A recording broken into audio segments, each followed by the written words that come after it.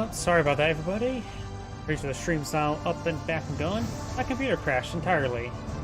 I think the wall outlet I'm using is a bit funky at the moment, so I decided to switch it with my router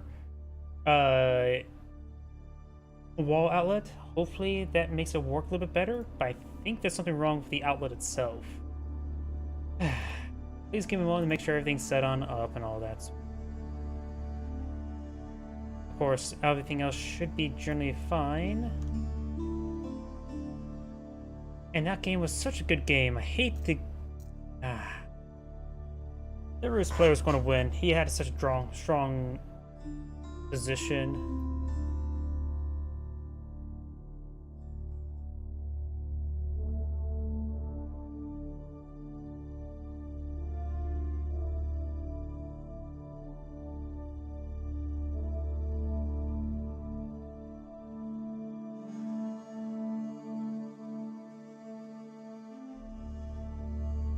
Go.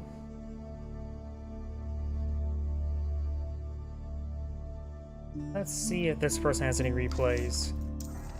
I forget who I was searching. That name's too common. Oh yeah, it was this person here.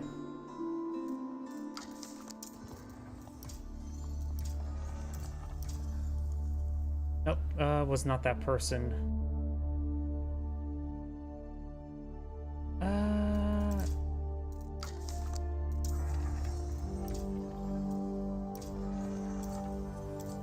That's him. Let's see. 16, 8, 20. I think I already did that one. Oh, thank you for the I think that was a YouTube subscription. Don't see on my Twitch feed. 31 minutes. Mongols. Did I do this one yesterday? I think I did this one yesterday. 19. 9, 21 minutes. Yep, don't recognize that name. So let's go ahead and do this one. My apologies, everyone. Still trying to get everything back up. Damn crash. Oh, wait. I just realized something.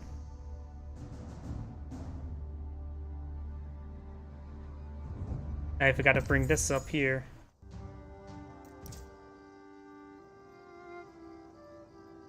Make sure. Perfect. Now it's up and going. Perfect. Okay, let's get started. Sorry about that. Greetings, everyone, and Grade here with another Age of Empires 4 replay. Spawn on the bottom left side as the orange French, we have WOM01. Spawn on the right side as the blue Abbasid Dynasty, we have the Kid. Let's see now. French versus Dynasty. Dynasty player. His camel's going to be very useful versus the French. The French player best mixing spearmen archers along with royal knights. And the Abbasid Dynasty player needs to perhaps go for a lot of spearmen. As well as some camel archers, since they do bonus aim versus light melee like archers. As well as potentially going for some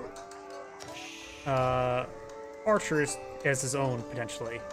Camel riders in the Castle Age as well, but in the Feudal Age, that's where a lot of things does get decided. School Cavalry now going up, got the military wing as well. He's going to get a small defense force up and going. Also, these initial technologies not very useful. I think Cultural Ring initial technology would be useful, but the other ones are very useful in Castle Age. Yeah, basically have to look at the Castle Age technologies, not the Feudal Age technologies. The only Feudal Age technology I say is really good is probably Preservation Knowledge. Scout does have a lot of sheep. He's starting to lead them to victory. And now you got the small hit force advancing forward. You got the first Royal Knight on field. You also got a horseman being pulled on out. He only has regular spearmen as well. No hardened spearmen just yet. And now he starts advancing forward. Does get some damage on these villagers, denying the gold mine. These guys will brings back some gold back home. He does have wheelbarrow research as well, so it's 48 gold. A nice little tithe of it. But you need what, 100 for a knight? Yes. Got horsemen and scout now advancing forward. Got this royal knight trying to sway forward. Orange has a scout. It's way back here, so can't really support that other royal knight. He's going blind. Though he has probably a good idea where some resource nodes are. And you've got the royal knight. Does get charged there onto one of the archers. Very nice. Get some torches over here. Throwing a torch down this mining camp. Spearman doing a good job of holding back the line. He does not have the hardened Spearman research just yet. And the Royal Knight does find a kill there. Very, very nice. He does throw some arrows onto that Knight as well. Horseman and Scout over here. Not as strong as the Scout and Royal Knight combo. And Royal Knights can be very oppressive to deal with. We do have now this food line being collected. The Horsemen will get charged there. The villagers could perhaps stand and fight against the Horsemen. Won't be pretty though. And this Royal Knight and Scout's falling on back. This Royal Knight's still patrolling around. Trying to find another engagement. And now I've got berries being collected by the French.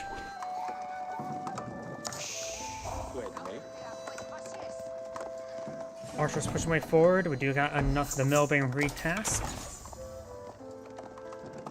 Right now, the French player does not have a golden come, so he won't get any more Royal Knights on the field anytime soon. He does have a decent amount of archers on the field, just simply to engage his opponent's spearmen.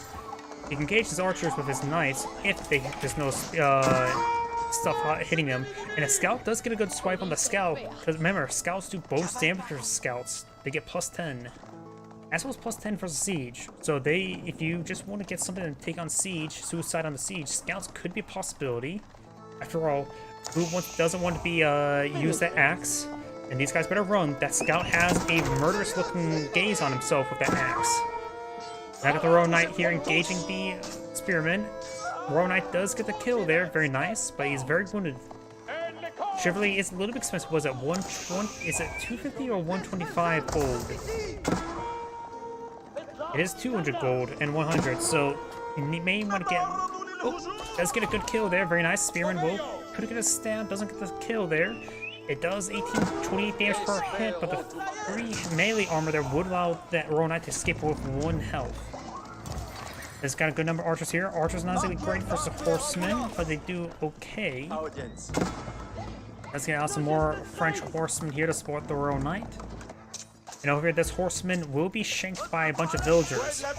This villager needs it back on off. He's going to lose it. Does lose it. And now the horseman does go down to the villagers. We got the deer now being claimed on up. Orange does have slight villager advantage. Blue has less villagers. That knight must have been going around getting a lot of kills. And that's something I just realized as well. I need to check my other computer for my other stream. Make sure that's all up and going.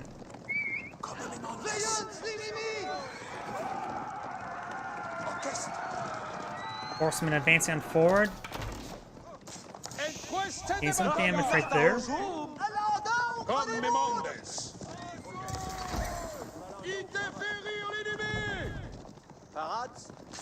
French players forcing back these blue horsemen. Now we do have the phalanx increasing attack range of spearmen, but does actually cancel that.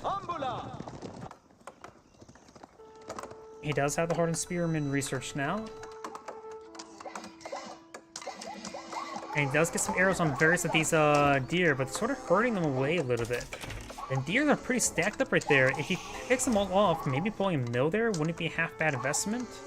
Yeah, some of those deer are pretty far away. We do now have the fresh foodstuffs there, reducing the cost of villagers by 35%. Small investment now to pay bigger dividends later on.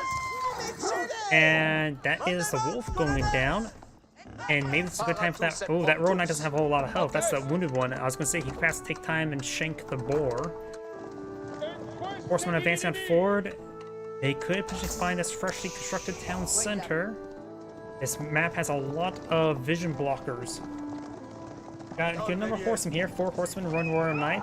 There's 7 horsemen here, and a good number of spearmen in tow. Council should go up in time. Currently there's 12 villagers inside, so not all of them can get space there. Orange has a good number of archers here. Those should, if Michael probably could perhaps take on the spearmen. These 2 blue initial archers do poke that mining camp. And there's a boar now being claimed. Does save that, saves a villager barely. 7 villagers currently collecting up that boar, and does throw some arrows into that wolf.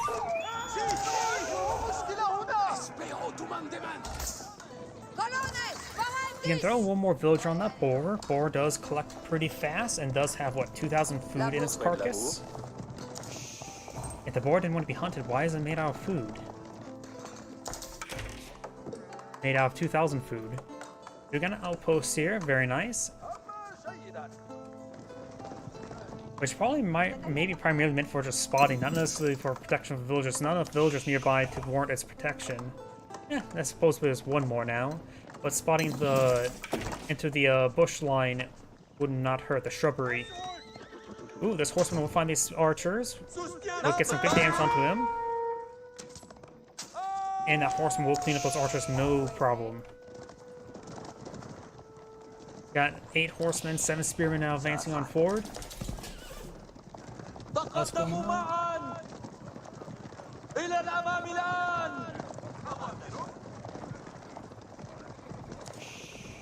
Sorry, I just had to check my stream on the other computer. Looks like it's going fine.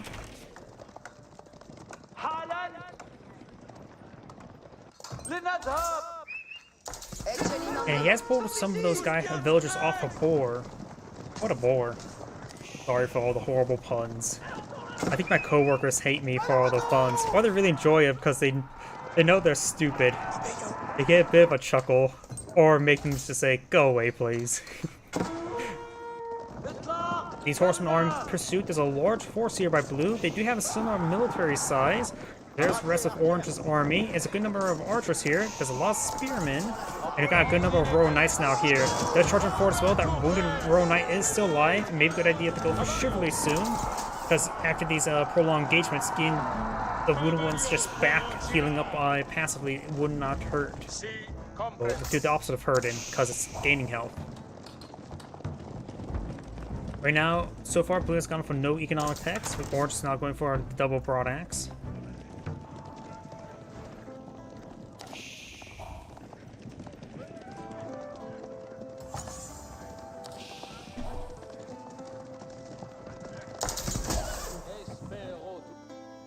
Orange has a decent force here. Of course, he doesn't see these guys moving around. Does have a line of palisade walls along the flank. There may be a hole there. That looks like there's a hole. Now, I do got boot camping research, which will increase the health or the health of all of his infantry units by 50%. A nice small amount. Very handy indeed. Villagers now trying to run away from these horsemen. Royal Knights coming over here to support. We'll find out fresh villager there. She was just born yesterday.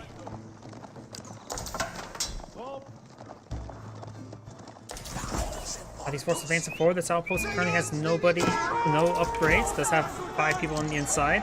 And these guys will be overwhelmed those spearmen. Spearman does go down, the other spearmen are advancing on forward, however, and we've got these Royal Knights now trying to pursue these horsemen. The horsemen could potentially win out versus these Royal Knights, but won't be a pretty engagement. Now Orange is going for textiles, very nice. Make sure his villagers are very healthy. He also has quite a bit of reach and secure. He could go for some traders, a handful of them. At least has a decent path. Villager here providing some cover.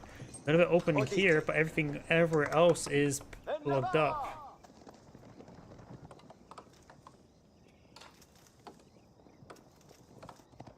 Trade post right there, and with all the trees there, it won't be a direct path for blue. So putting his markets right here would be not have a bad path because that's the straightest path you can get. Does overwhelm, looks like this one does get a spear brace there. Mostly, okay, you've got the horseman advancing forward. Will not get some hits there on that Royal Knight. Charging back in and gets some great hits there. One of the orange's horsemen does go down, so does one of blue's.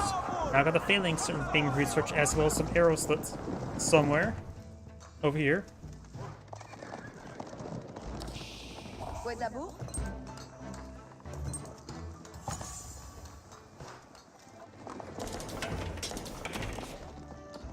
Chivalry is not complete, so now these knights will start receiving some health regen in between fights. Very nice. Now I got this sizable force now advancing on forward. We do got a good number of archers here, not a lot of spearmen. Going for a good number of spearmen wouldn't hurt. Spearman versus spearman makes it equal, though his does have slightly more health. But of course, it will be also used for fighting those horsemen. I think you should get more spearmen And that way he could just charge forward, lets archers get some good work done. He is this game more spearing. He has 11 spearmen on the field. The military force is 55 to 52. Overall, orange is a high quality with all these royal knights. But blue is a bit more of a counter force, more specialized to engage his current opponent's force. Horsemen can ease over on the archers, and the spearmen can engage those knights and horsemen. The only thing he doesn't have a hard counter to is the spearmen. Now I've got pierce damage being researched by orange. And now we've got arrow slits here being upgraded fortified outposts as well. Royal Knights will potentially find engagement here. Even getting one spearman will not hurt. And does not finish off the spearman right there. Blue has other sources of wood. It may want to keep these one alive and just start collecting up this wood deposit. You got a palisade gate going up there. There's a lot of wood in this region. So, putting some more palisade walls over in this region wouldn't be half bad. He's trying to go for a mill there. Very nice. This horseman's trying to intercept any sort of traders.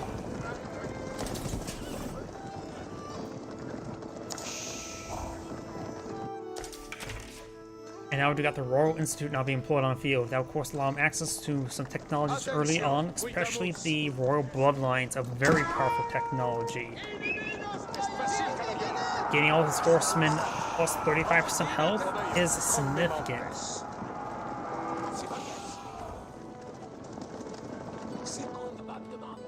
Let's see, right now, he could go, of course, for the economic one. That's usually either the H1 or H2, or H2, H3 research most people go for. It gives them increase the villager gathering rate by 35%. It's always nice to have. Or at least on food, on farms. Knights now advancing forward. There is a big opening there. These forces are out, Blue's forces out of position, but Orange decides to back on off, not knowing where the spearman is. And now got the Castle Age now deployed out by Orange. And that's not going to be useful, and keeps healing now unit's not going to be that great as well. Howdy. Knights and horsemen push away forward or backwards, one of the two. Does see some archer fire there. Could go for a handful of crossbowmen help engage those Royal Knights, wouldn't be half bad. Now these horsemen are being warded away by all these angry men with pointy sticks. Will it be launched by another stick or not? And those get annihilated. I don't know why, that just seems always satisfying to me. Blue still has a significant force here. Is there a scout in this region? There is a scout here. Does Blue have a scout? Blue does have a scout there as well. Horsemen move around. Orange has his army here. That could be very useful. I think the outpost may have spotted them. Now they got these knights pushing forward, and now he knows what his opponent's army is or isn't, so now he's going to push forward with his infantry force there and engage Blue's ground army. He does not have Castle Age, nor is it being researched mode. He needs more food. And now I've got veteran archers and veteran spearmen here to provide some extra damage. There's also some of these guys inside the town center.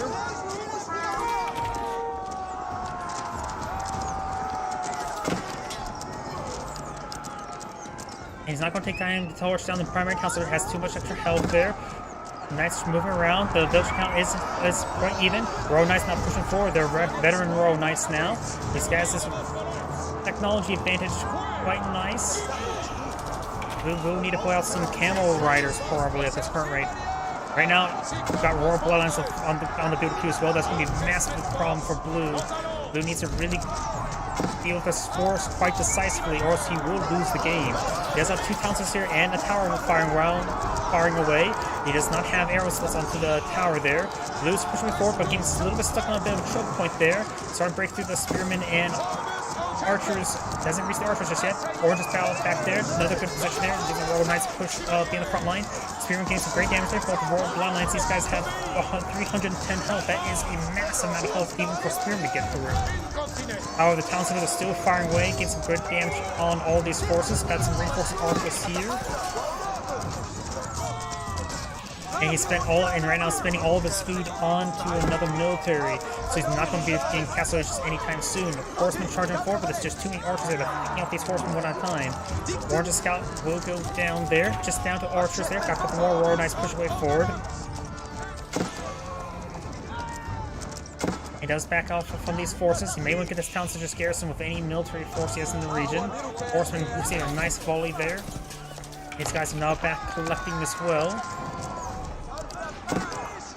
Archers seeing a bit more fire there. Now this farm line is starting to get hit. Horsemen now trying to engage these knights, which is not that great. Lose being back in the and he's just unable to finish off those archers. This is Anna Great saying, thank you for watching and on to the next replay. Thoughts on RuneScape? Never played it, so I have no opinion on it.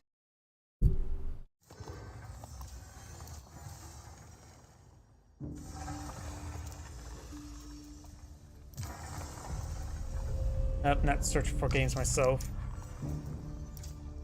Got that in my muscle memory. Let's see, which one was that one? That was this one. Did I cast this one? This one seems a bit familiar. Let's just go on to a different one then. French versus Malians, 20 minutes, relatively short, but gonna be decent, hopefully. Wait, did I do this one as well? Some of these replays, the names sound all familiar. Let me just go ahead and... Let's see, did I select Kiljardy? Yes, no I did not. Greetings everyone, and Great here of another HBARS 4 replay. Spawn on the bottom right side as the magenta Malians with Kiljardy. Spawn top left side as the yellow French, we have Wom 01. Just going to be eyeing... Oh wait, no, that's a house there, not the Malian players, that's not meant for the mining pit. We'll start collecting up some of that gold now. Got the mining pit going on up, buying some excellent gold income, equivalent to almost the 2 villagers at the moment. And I was focusing on those sheep and just relying this as gold income now. He has spent all of his wood, so he does not have access to a lumber camp. He's going to have to somewhat long distance harvest some of these trees, and now he's got the mountains of quarry we can go pull out in the field, getting a lot of extra gold income right there. The French will be going for the school cavalry. Since you are fighting against the French, it's probably just a good idea just go for Donzo. Donzo, of course, is the spearman for the Malians. There's the lumber camp now. And now we got a stable point of view. Listen to sign for some warrior scouts.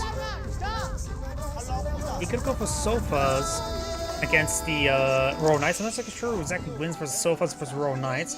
Sofas are incredibly cheap compared to Royal Knights.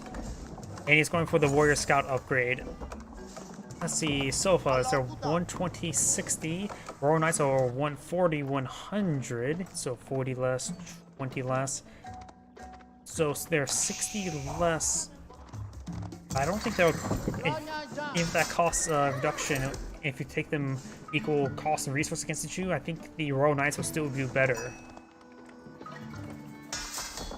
Yeah, Spearmen are definitely what he needs. He's going soon to have the Warrior Scout upgrade, which does have the Warrior Scout upgrade, which will be very useful for his initial scout, which will be very useful against the Scout 1v1s. Now he does spot these 2 Royal Knights there, go back and off. Warrior Scouts and have incredibly high health regen.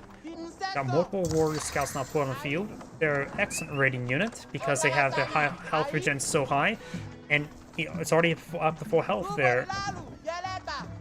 Trying to finish off this scout here. Again, this scout will be very useful because it allows him to deny the spawning for these Royal Knights. He has 3 to now put on the field, a 4th one on the way. He does have 1 Donzo now put on the field. He's going to receive a charge attack there. Receive massive fire there. He's going to lose somebody. Those lose a warrior scout there. That's actually a big loss at this moment.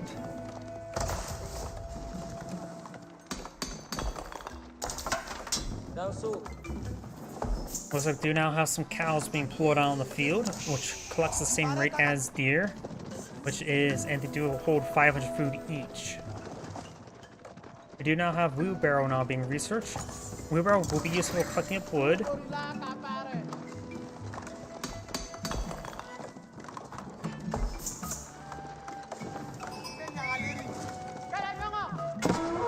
Over here, the warrior scouts trying to advance forward, trying to engage these villagers. The villagers going to stand and fight. They do get a good volley of shivs there onto those warrior scouts.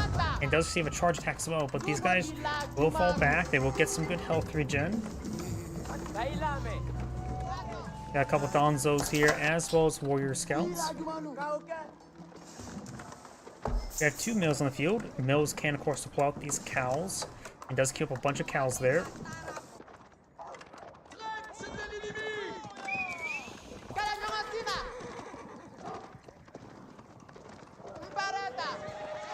Royal Knights don't get the kill there.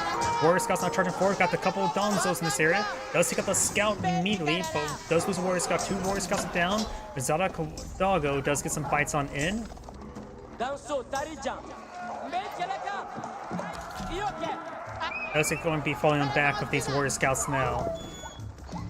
They lose 2 Warrior Scouts, but took out 1 Royal Knight in return. In actuality, that is still a cost-effective trade because Warrior Scouts, they only cost 90, which is less than half of a cost of a Royal Knight. So trading 2 Warrior Scouts for a Royal Knight is a good trade.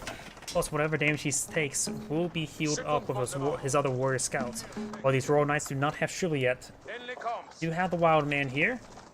Has 10,000 HP. I wonder if you can kill the Wild Man.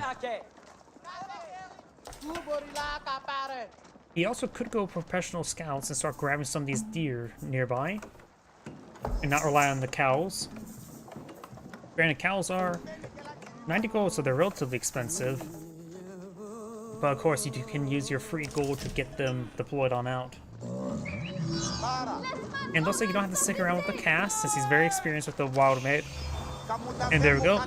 Got an improved villager there. Probably a good idea to stick him on a farm, so it just stays nice and safe. Multiple cows now deployed out in the field.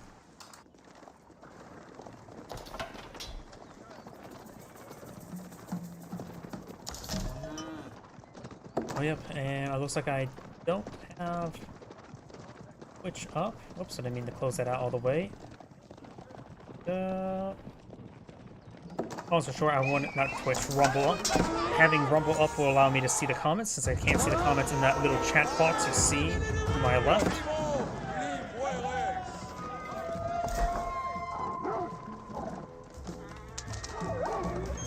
Zadok Duggo does go down. We've got a good number of Royal Knights here, as well as a scout that can do significant damage to villagers, such as he's found right there. It didn't take time to torch down the housing there. Now it's going to take time to start clearing out this gold vein there.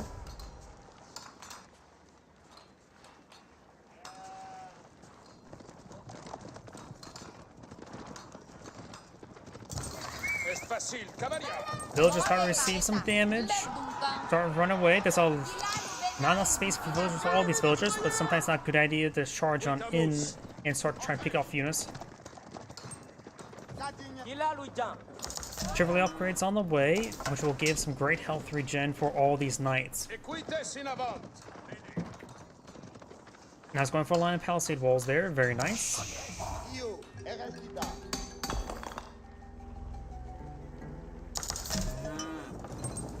Sounds like more cows being pulled out on the field. Trying to get those walls up. He does have a Sofa here. Sofa does get a charge attack there. Donzos are in the region. Does go and cancel that wall or breaks it down. Now it's going to be trying to rebuild the wall now.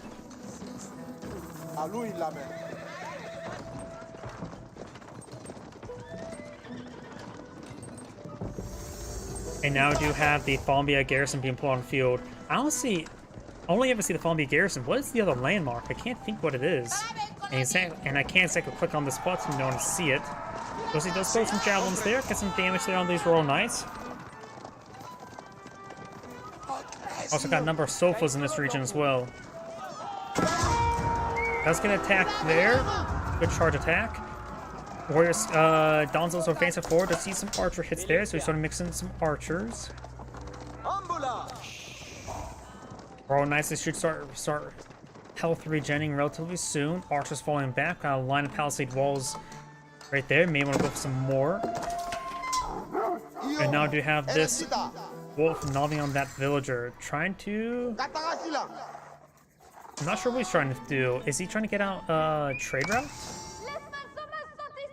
He may be eyeing for some trade. I'm not exactly sure. We got the Castle Age for Pink. Pink does have less villagers at the moment. Yellow has been maintaining 2 towns under production for quite some time. Now the Falmbia Garrison on the field can invest gold into various units. Now he's going for more Donzos. Falmbia Garrison allows you to build units 5 at a time. Cheaper units, but solely cost gold.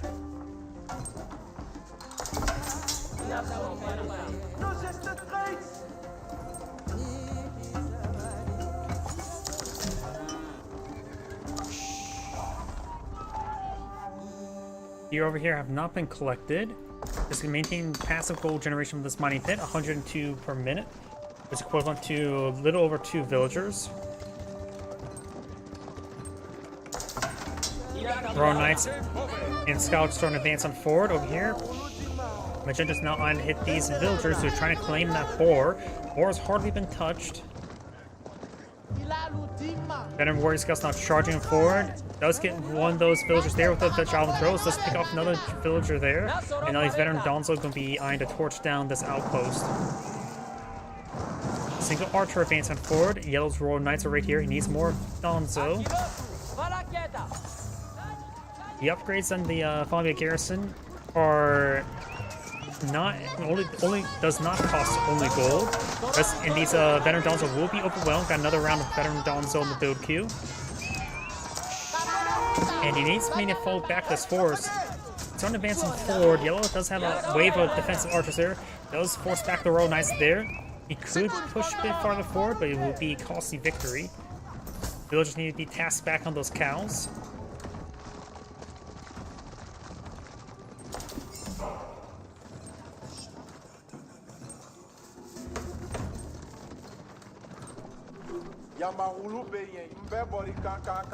Trying to find another opening. There is actually a big opening back here. And it looks like the inspired villager is just collecting wood. Trying to torch down this wall there. That Royal Knight could go down for all those javelins, as they do. And he is repairing up the palisade wall there with a pair of villagers. Looks like he's now on trying to collect this deer, and it's a small deer deposit. He's making quite an investment there with these walls for a small deer deposit. Gains some good health regen on these knights, and does advance forward in that shrubbery there. Gains some great damage on these forces. Right now, Yellow has still a significantly more amount of villagers. They've got that's what this single villager is over here, trying to build out another mining pit. Very nice. Let's kill off another knight there. Picks up the exotic dog as well. Got good number of archers here. Donzos have inherent melee armor, not pierce armor. They may have a giant shield, but it does not block any arrows. As let me know as well, the Warrior Scouts do not... Oh, wait. I thought they didn't do any bonus damage versus range. Did they change that? Oh, Veteran Warrior Scouts must get improved damage versus range, not the Warrior Scouts. So, Veteran Warrior Scouts do get bonus versus range. Interesting. Here's some relics being claimed. It is Pink is going for him. Yellow still not reached Castle Age. Now he's going for the Royal Institute. He has nearly twice the amount of villagers, so his economic base is good. His opponent has been investing a lot of gold into food with these cows. And this mining gold vein is almost cleaned up, down to one last 1,000. Sofa does go down right there. And does spot this Shikium there. Starting to torch down some of these housing there. It's going to come over here to respawn. It does have veteran archers now put in the field. Now going for poison arrows as well. One house does go down. He can easily rebuild that. They're cheap. And he can go for more houses over here as well. Start torch down some of these other mining camps. And Pink is eyeing for the attack now.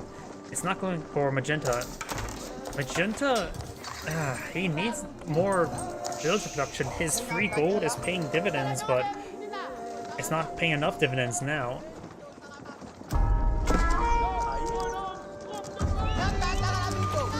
Warrior Scouts are seeing quite a bit of arrow fire there. Warrior Scouts do not have inherent pierce armor either, like regular horsemen. So going for archers against them won't be a hard counter, but won't be a soft counter, but will be a decent way. I guess soft counter is the best term for it. Oh, is this a... Okay, it is right there. 105 at the moment. Does capture the sacred site. How many relics does he has? He has 3 claimed, 1 more on the way. Back home. Getting a lot of extra gold income there from those relics. Right now, he needs more Donzo, that's for sure. Going for more archers, and now these Royal Knights going to slip on through, and there's not real defense there. Yellow's or Magenta's trying to overrun these forces there. Let's go some archers, arrow hits there, but now these Royal Knights here, I think Yellow will come out in the game.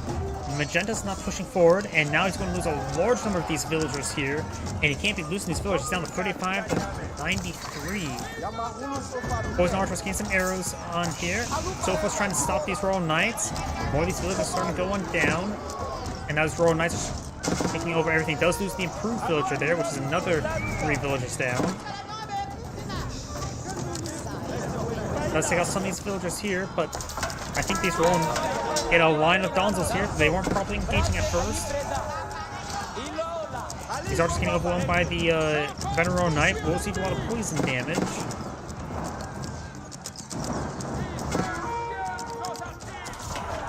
And this force, Yellow should be able to hold out. He still has this town center and outpost still firing away. We don't see arrow slits here, but there's not any inherent pierce armor in these units. So if Yellow just holds out the attack, he will win.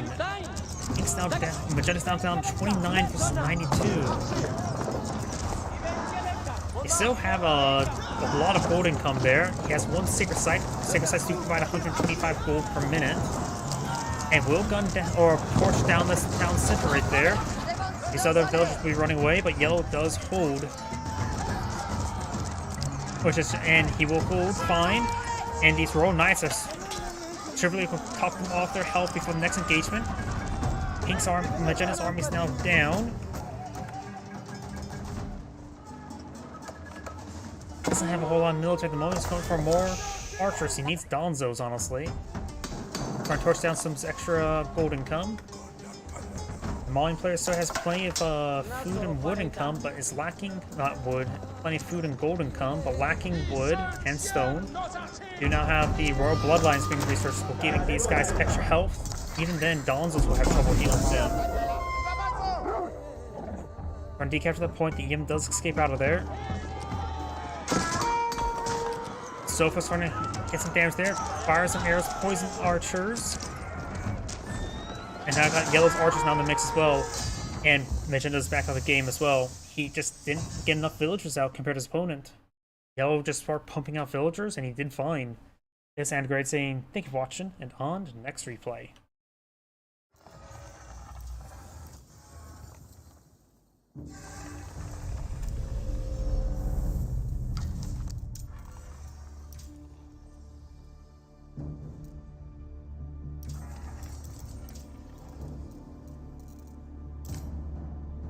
$17 minutes. Stat information is missing for this match. Maybe not select that replay. Who knows what will happen. Could do this one as well. I don't think I did this one yesterday. I may have. Let's just go to the next person then.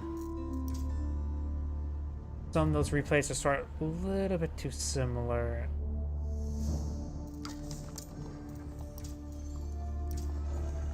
Is this the right one? Yes, it is. Here we go. Awesome map. Let's see if I have this. Yep, I do have that map. Maulians versus Ottoman. Maulian gets a lot of free gold. Ottoman's got a lot of free units. Let's see who will win.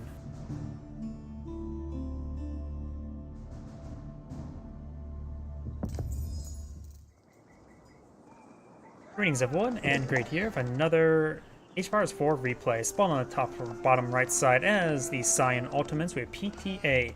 Spawn on the top left side as the Orange Maulians, we have OPA. I wonder if this is sort of the same clan. Either way, let's go in fast forward.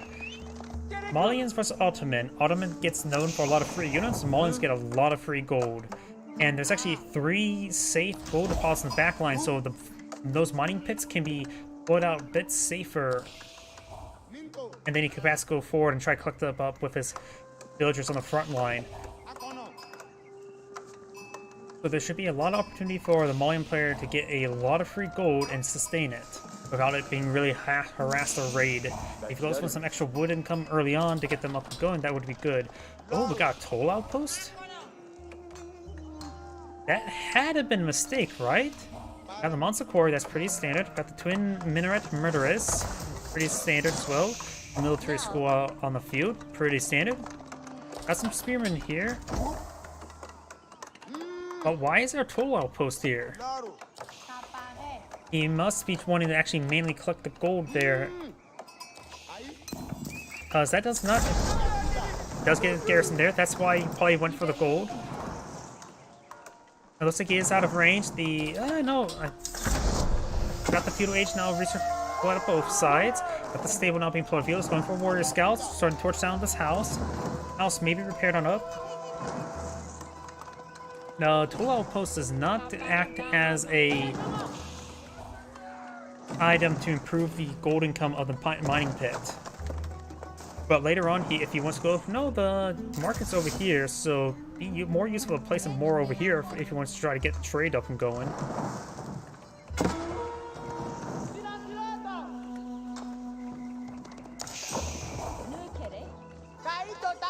Warrior Scout does get some slices there, does back on off, just trying to get some harassment damage. Does repair up the house there. Malian houses only provide 5 population, but of course they're half the cost as well.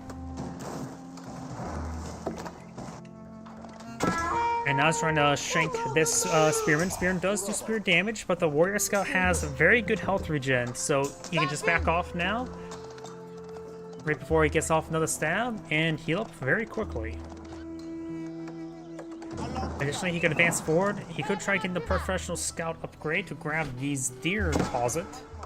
Got cows potentially being built out by this mill. And now 2 Warrior Scouts able to overwhelm these Spearmen.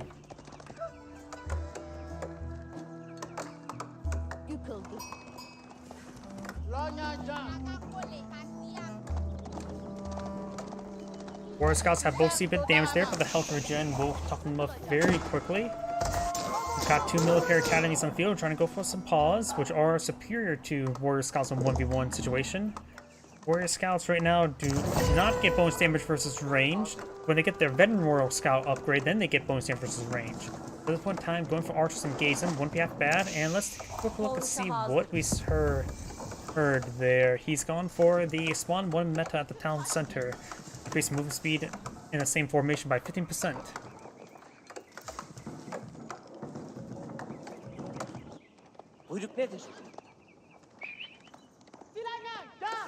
It's not common we see that Metra inspire a bunch of archers and Sepaws, so going for Donzo, maybe Javelin Throwers wouldn't be half combination, or just archers.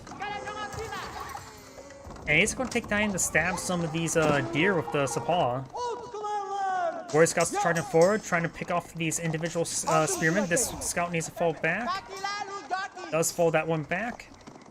It does pick off only spearmen there, and this other one will be overran. Doesn't have any villagers nearby the town center. There's a couple there collecting up the berries.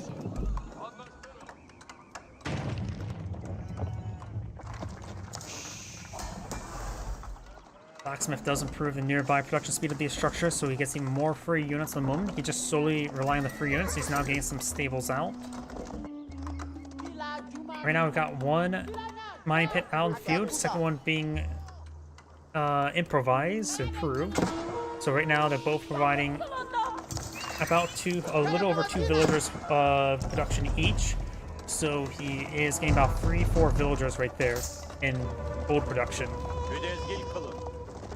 You now have some Javelin Throwers being thrown in the field. Javelin Throwers, of course, do have 8 attack, plus 4 damage versus range. Sepaws trying to advance forward, trying to overrun these archers and Javelin Throwers. Sepaws do bonus damage versus Javelin Throwers. But right now his opponent has not put on the archers, so these Javelin Throwers are a little bit premature. He does get some Donzos out, and The warrior, just the scout remaining, and that scout does go down. Warrior scouts have plenty of health, but all these supporting units are basically dead.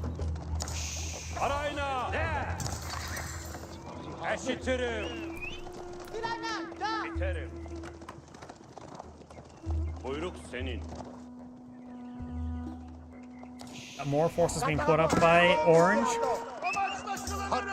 Sepoz right now, they do 12 damage per attack, while the Warrior Scouts only do 7, but their high health regen will sort of equal out a lot of stuff and just makes them great for hit and runs.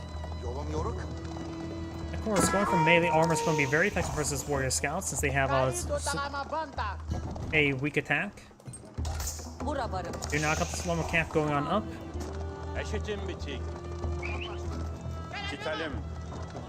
And now we do got Pierce armor being researched by the Ottoman player. Sepoz advancing on forward. As of right now, going for more of the Dons will be a good idea for Orange. Trying to find another engagement there. Does get some damage. Receive some arrow fire from multiple town centers. Sort of that area sort of just locked on off. He may want to head down south. Of course, it takes a long time to transition around like that. Torture down some of this housing. Nice, but nothing critical.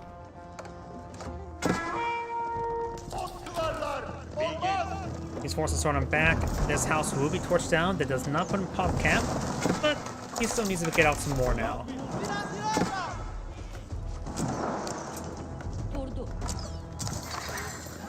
Does he got one of those warrior scouts now?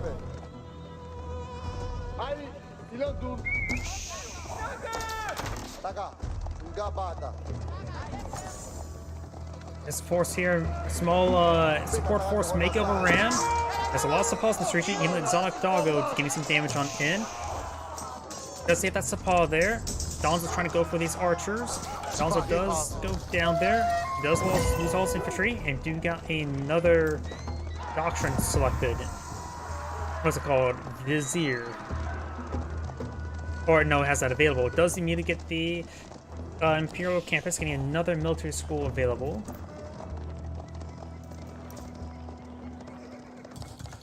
And Orange is not going for another town center now.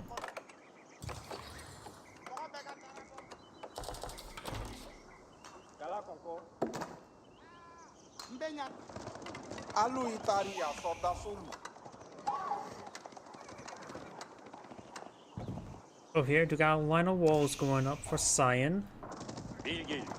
And we do got quite a bit of a force here of Sepoz. So Dons, he just needs to start pulling out mass Donzos. He is taking time to build out these cattle farms. He's going for the eco play. This provides a lot of food generation. Each one of these cows, what, 28 food per minute? Each cow garrison provides 20 food per minute. He can up have a 20, which if you max that out, that will give you up to nearly 500 food income, which is actually very significant. I'm pretty sure that food generation is also increased by economic techs now, like the horticulture line. That can net you a lot of food. And these mining camps can net you a lot of gold. It takes quite a bit of wood investment. Not so much for the mining pits, because you're going to get the housing anyways. Trying to force down that quarry, mining pit. We got a good number. No, just archers. He needs Donzos. What is. He knows if he gets so many Sepoz. I'm not sure why he's not getting out more Donzo. Does get a kill down one of the Sepoz. Mining pit has gone down. Over here, the Warrior Scout's going to do a good job of harassing his opponent. He does now have his third military school now on the field.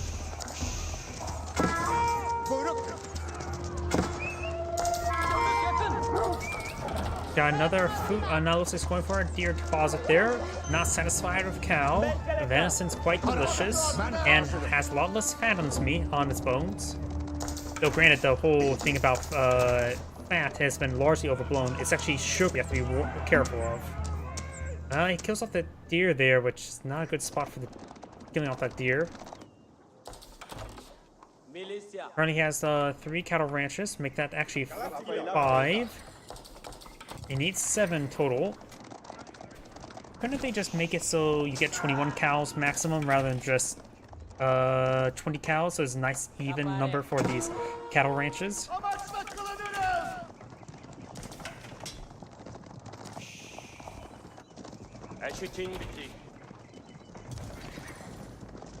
These Meters are providing great movement speed for these Sepoys. These Sepoys have a staggering 2.01 tile movement speed, which is even faster than these Warrior Scouts. Generally are the fastest cavalry in the game. He's going to need to get in this town center relatively soon. There's not enough room for all these villagers. Does back off that region. He may want to get out a couple toll outposts to keep it safe, those villagers safe. Needs more Donzo as well. I'm not sure why he's not pulling out more Donzos. I suppose there's a good number of archers now in the field, as well as some unimproved spearmen. At this point in time, he may need to get south some javelin throwers, as well as Donzos. And even regular archers. Not regular archers, Donzos, and javelin throwers wouldn't be half bad. Because right now, this Ottoman player is just going a little bit crazy with his military production. Has 69 units versus 43. That's a significant more. And not to mention higher quality of all these Sepoys. He's now trying to advance forward, trying to find engagement with those warrior scouts, so he has even less of a force to defend with. He needs to get these villagers out of here. He knows there's a massive army approaching. Cattle ranchers only have 500 health. They can't go down very quickly. And somehow they have 500 pierce armor or 50 pierce armor. Archers now advancing forward. The Meter is going to improve their attack speed as well. The Malian player would need to pull out more of a larger force among. It does bring us warrior scouts there. There's a couple Sofa in the mix. They do have two armor. The Malian player does also have +1 pierce armor as well. Trying to torch down and get these mining camps or mining pits. And now I've got the Grand Folny Corral. I'm actually not. That's the one landmark I'm not familiar with the Malians. Nearby cattle provides 20 food per minute. Holy crap! That is incredibly powerful. So his landmarks either focus on gold or food, and getting your choice of that can be very important. That's going to get great spear brace there on some of those Sepoys. Sepoys trying to engage. Archers getting some great damage on them there. And looks the Metra actually did go down, which is very important. The Grand Corral now going to receive some. Needs to hold it. You need to make sure that Grand Corral goes up. If he destroys this force here, the Ottoman player will lose a significant amount of pressure since he relies quite a bit on those free units, but he still has actually a great villager production. And there we go. Now we've got these cows providing even more food.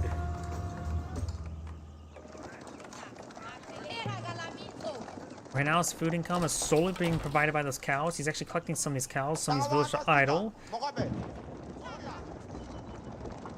Right now providing, it says 96 per minute. Doesn't say it's improved anymore. Maybe we have to wait 1 minute to pass. Yeah, I don't know if it's actually working properly or not. Let's switch over to him. Maybe see some other indications we switch actually to him.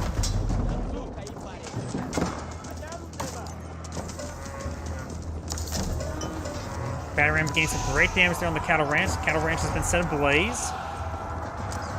We let the doggies out.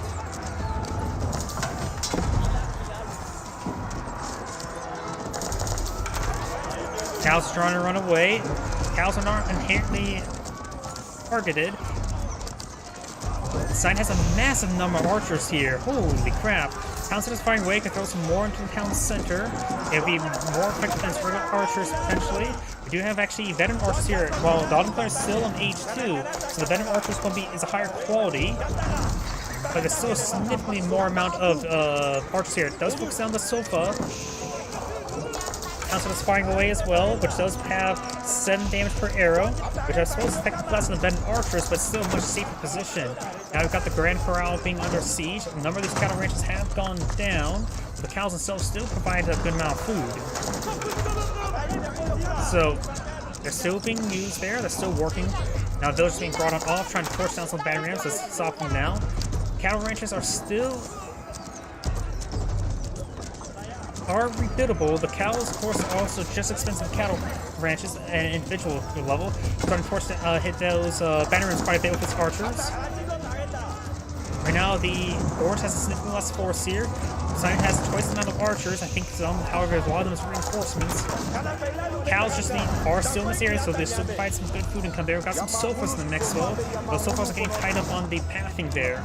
Safas are getting focused down as well. These veteran archers have 9 damage versus these assigned archers that only has 6. Sofas breaking on through as well. Trying to force down some of these battering rams. He's going to lose some villagers. Batterings are safe. The corral is still up and going, which does mean he still gets some food and generation from these cows nearby. And his food generation is still key. He's basically relying on the majority of those cows. Now he's very low in food. And he needs to get those villagers outside of that town center to start collecting some cows. He doesn't have a lot of wood at the moment to get those cows back in their corrals, but they still provided some benefits. Some of them being retasked into some of these corrals. There's actually another corral still here. Want some more corrals now, or cattle farms, I should say. Cyan has an army of 53, his opponent has 37. The Ottoman player just going straight to the military. He's not eyeing to age up. He does have plenty of gold in reserve.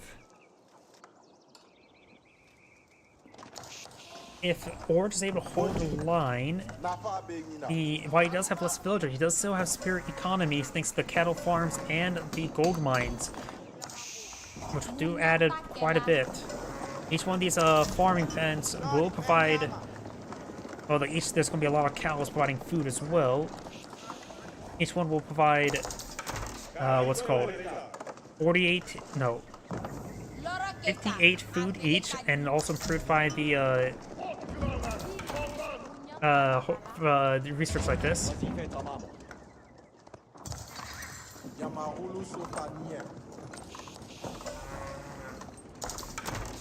Does supply out battering ram there manually. Overall, I think the Mullen players does have better economy, thanks to all the generation. Got these supplies trying to get some of these villagers there. Does spot the battering ram. Battering's going there. Does get some Janissaries here. Janissaries are incredibly powerful, especially with cavalry. And they also do reasonably well with veteran archers. There's a high rate of fire, and they're just good damage output. Their rate of fire is equivalent to regular archers, and they do twice the amount of damage. I think the Janissaries were focused on. I think there's only one Janissary now remaining.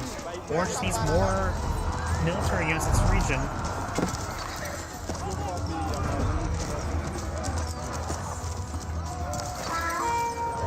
Safals are being focused down there quite nicely. He does get some sofas here, but there's only one Janissary remaining.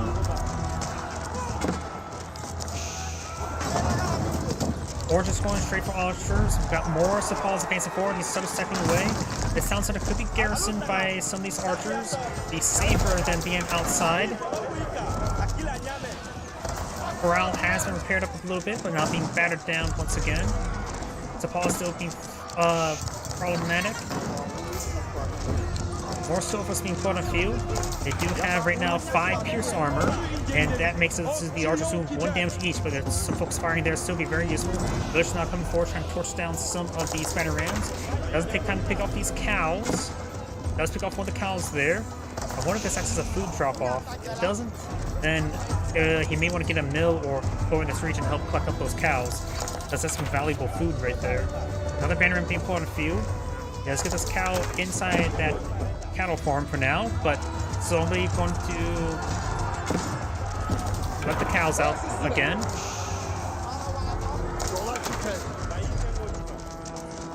Orange right now just needs more production at the moment. He does have small reserve of resources. More sofas wouldn't be half bad. This one doesn't have any more Janissaries, so sofas will be very useful.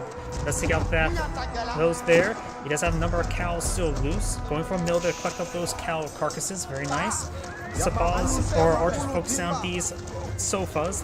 They do have enough armor. Got the imported armor as well, giving them 7 pierce armor.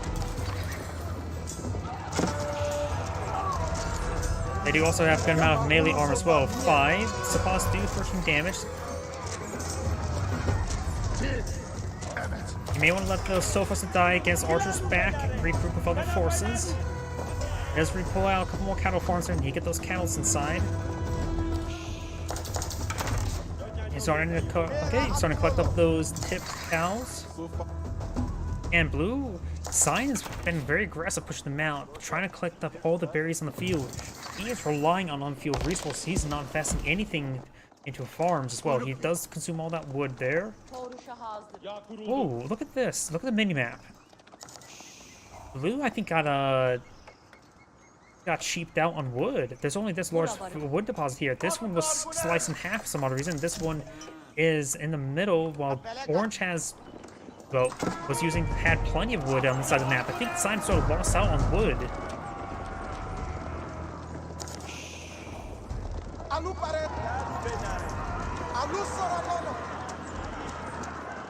Sign still has a superior military force and size. Applies a lot of Zir to improve its military camps, which also gives them a significant amount of free units. Archers firing away. Regardless of what they shoot at, it'll be good. Sofas will have to take on those Sapas. I suppose the biggest threat to those Sofas, as well as the archers, are still posed a threat to them as well. You know, death by 1,000 paper cuts. We got more Sofas on the field queue. He just needs more. He has a lot queued up. Sapas getting good hits there onto these archers. Now we got poison arrows research, which will really help out taking out some forces, and at least in general A move, getting good damage over time. Better for not in focus firing.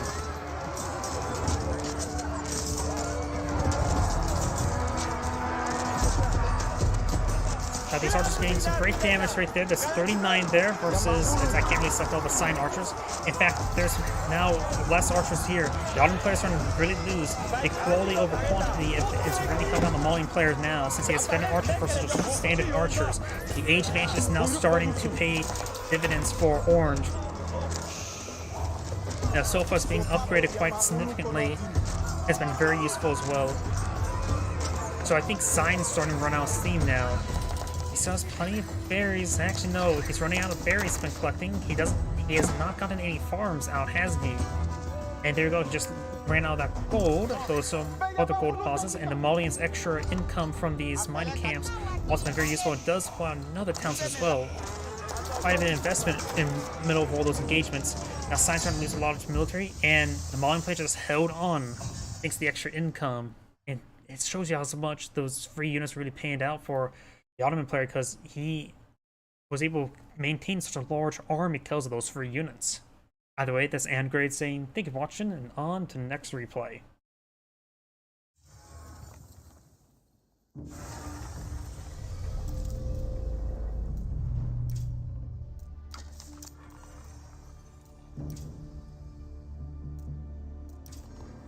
Any more replays here?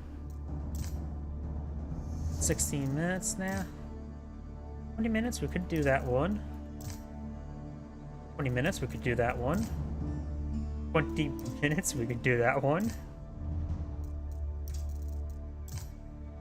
23 minutes, we could probably eye that one. The pit.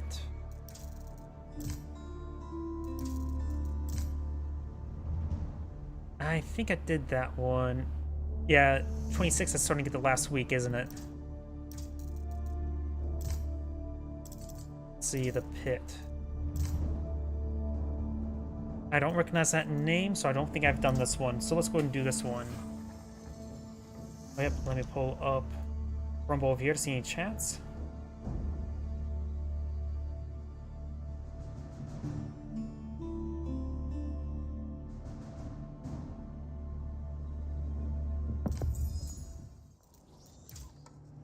Greetings everyone, and Great here for another Age of Empires 4 replay. Spawn on the bottom left side as the Cyan Malians with OPA. Spawn on the top right side as the Magenta Chinese with Ad Poke. Let's see, Malians versus Chinese. Malians have access to a lot of free resource generation versus the Imperial Official, which will improve drop-off as well as collect taxes. Let's see. There's a lot of gold mines here. You can use those 3 for his mining pits, so you can get those nice and safe.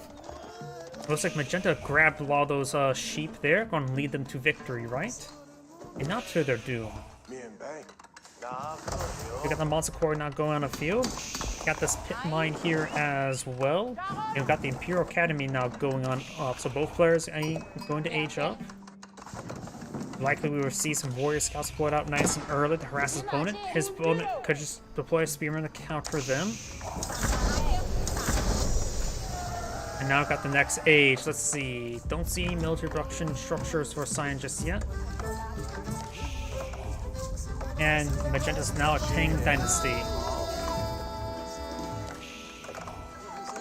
Arc and the Sun now being pulled on out. Trying to protect this flank. That is that a Scout or Warrior Scout? Just a regular Scout. Does not get the Warrior Scout research just yet. I hear cows.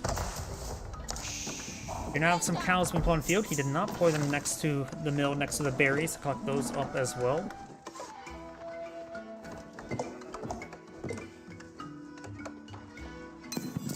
Right now, this mining pit is providing 102 gold per minute, so it's equivalent to over to 2 villagers of gold per income.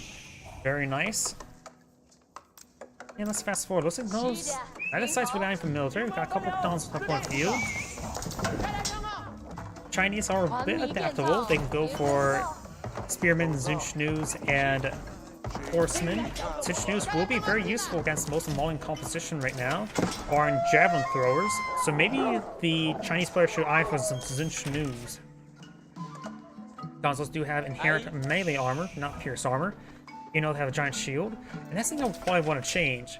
The Javelin, they should maybe just want to swap the model of the Javelin thrower and the Donzo. The Donzo shields usually indicate melee armor, or not melee armor, pierce armor. While the Javelin throwers don't have a shield, but they have incredibly high pierce armor.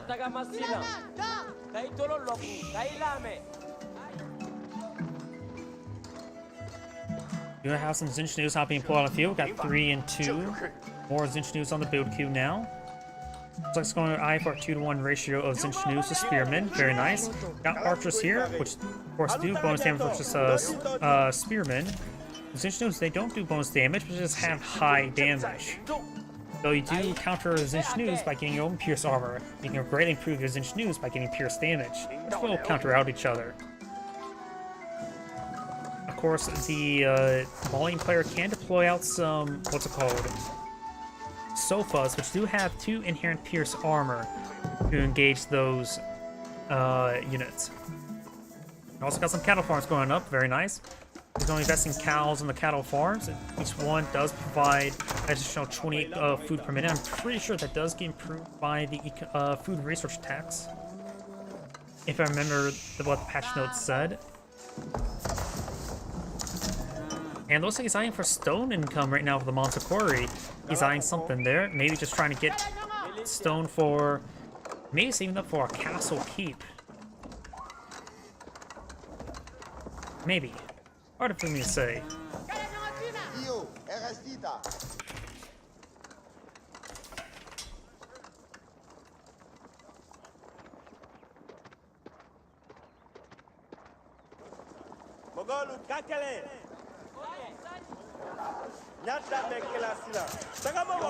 Let's see, got one of the Zinchnoos, the spear throw, very nice.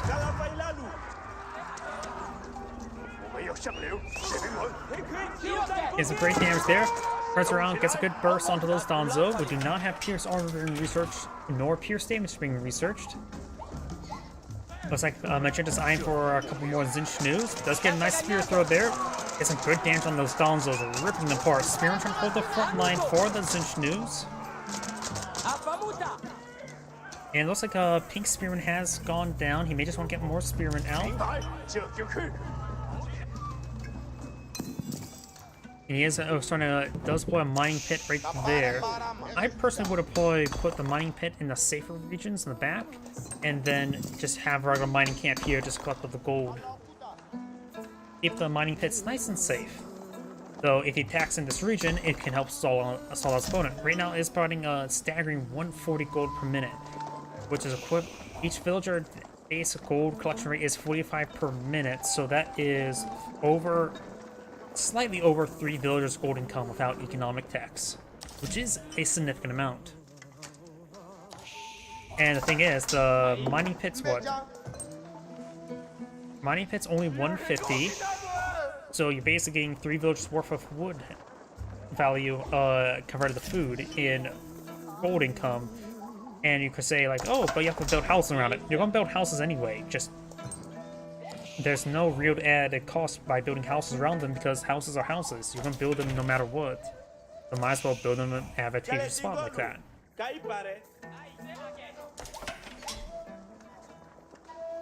And same to the mining camp. If you're going to start, if you want to mine from, you're going to have to blow it out anyways.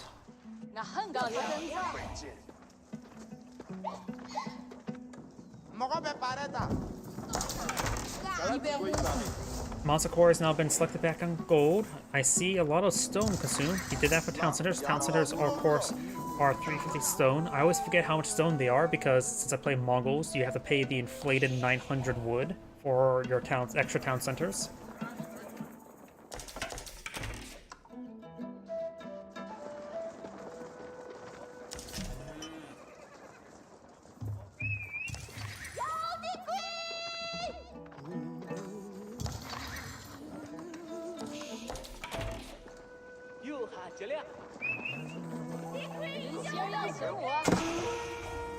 Over here, now got this scout throwing some torches there, nothing too significant.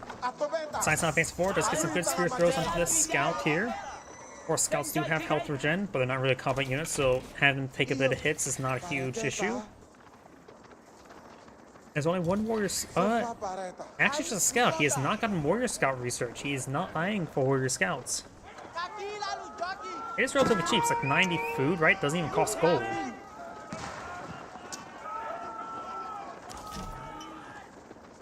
Here are more cows. He has a good number of these cattle farms. So based on the position there, he's likely going to go for the something great corral, I think, as a age 3 landmark. He does need quite a bit of gold still. Gold mine, so has plenty of gold right there. Maybe a good idea to collect from this gold pit first. This is more of a riskier location. Now Magenta's eyeing for some palisade walls. Science supply out a nice mixed force of archers, Donzo, and sofas. Reminds me of old joke, Sofa King. I wonder how many people will get that. Zinch News, however, a great item in this engagement. Sofas do not have any additional Pierce armor at the moment, and we've got Pierce armor now being used by Magenta. He has Pierce damage as well. Pierce armor on the way from Cyan now. But these Zinch News, they're going to be ripping apart everything until that Pierce armor comes up. And yet they'll still do great damage against everything, even against the Sofas since they have not a great amount of Pierce armor.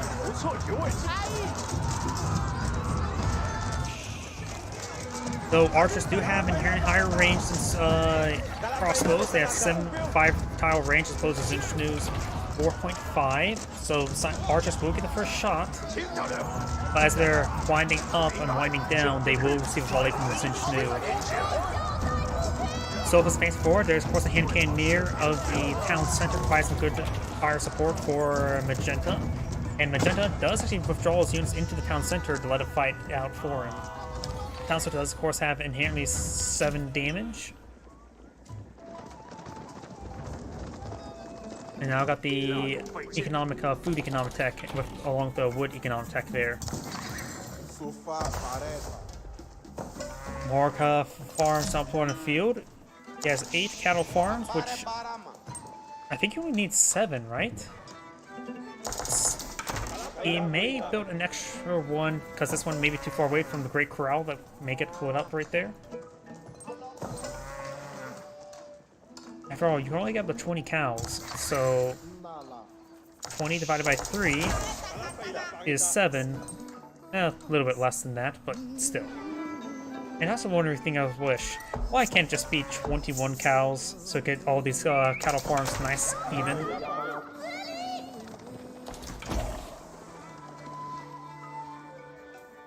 But now we do got maximum food generation for the Mullion, unless he goes for the corral, and I have a feeling he is going to go for the corral. And with 3 mining pits fully set on up, that's going to be a lot of extra gold generation. Or this one's not set up, just being set up, ready for the next age.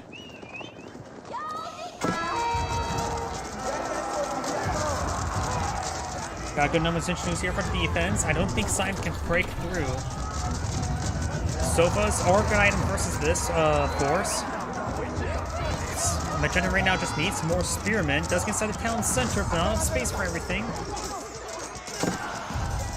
Townsend's fighting away, does have 7 damage per arrow. Spearman being picked on off. Sofa still being hit first.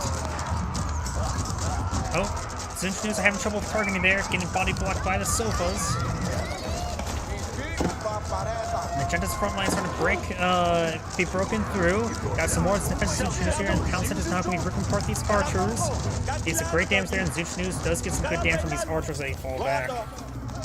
Magenta has plenty of gold to age up. He needs to get these gold miners off of mining gold. He needs food. He has plenty of gold to age up and then some. So he needs to get those gold miners to stop working. Something I've been doing a bit more recently in my own playstyle. Once I get enough gold for a certain task, stop harvesting gold. And I also rely on trade a bit more since I'm playing Bond Gold. But the not producing once I'm able to fully sustain my economy off of just trade with gold, I just don't even get gold miners. I tend to go with a separate out over the Kurultai because the separate out is a good backup plan if I lose all of my traders, or if I just fail to trade in the first place. Because the separate out plus 50% gold drop off is incredibly powerful. Grand for gnarly corral's not going on up.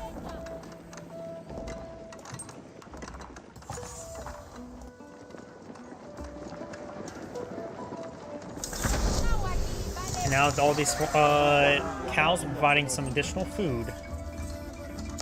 With this, nearby cow provides plus 20 food per minute. Doesn't show any natural indication here. It's the plus 4s that does that. The plus 24 is its natural spikes. I thought they provide plus 28. It says 28, but it said plus 24 early on. Maybe I'm mistaken.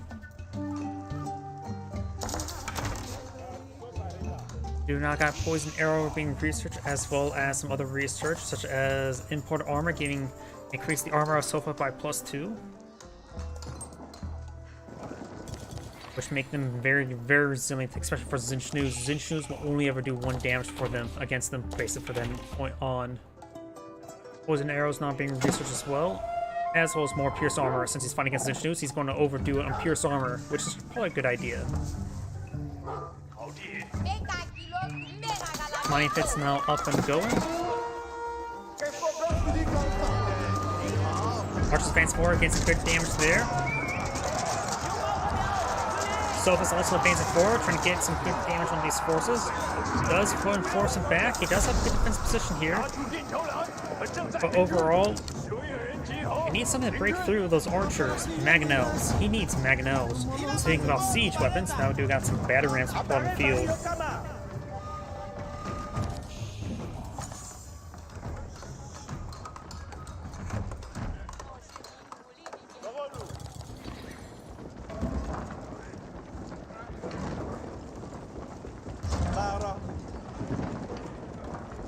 Zinchus actually doing reasonably well versus high pierce armored units or high pierce armor structures and battering rams and all that, because look how quickly that's going down to all those Zinchus crossbows. He's more spearmen, he's starting to break through.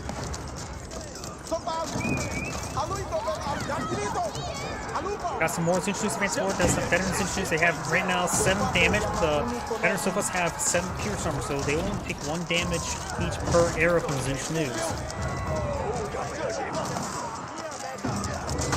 Having trouble with these Sofas. Hadn't really got enough counter the Sofa.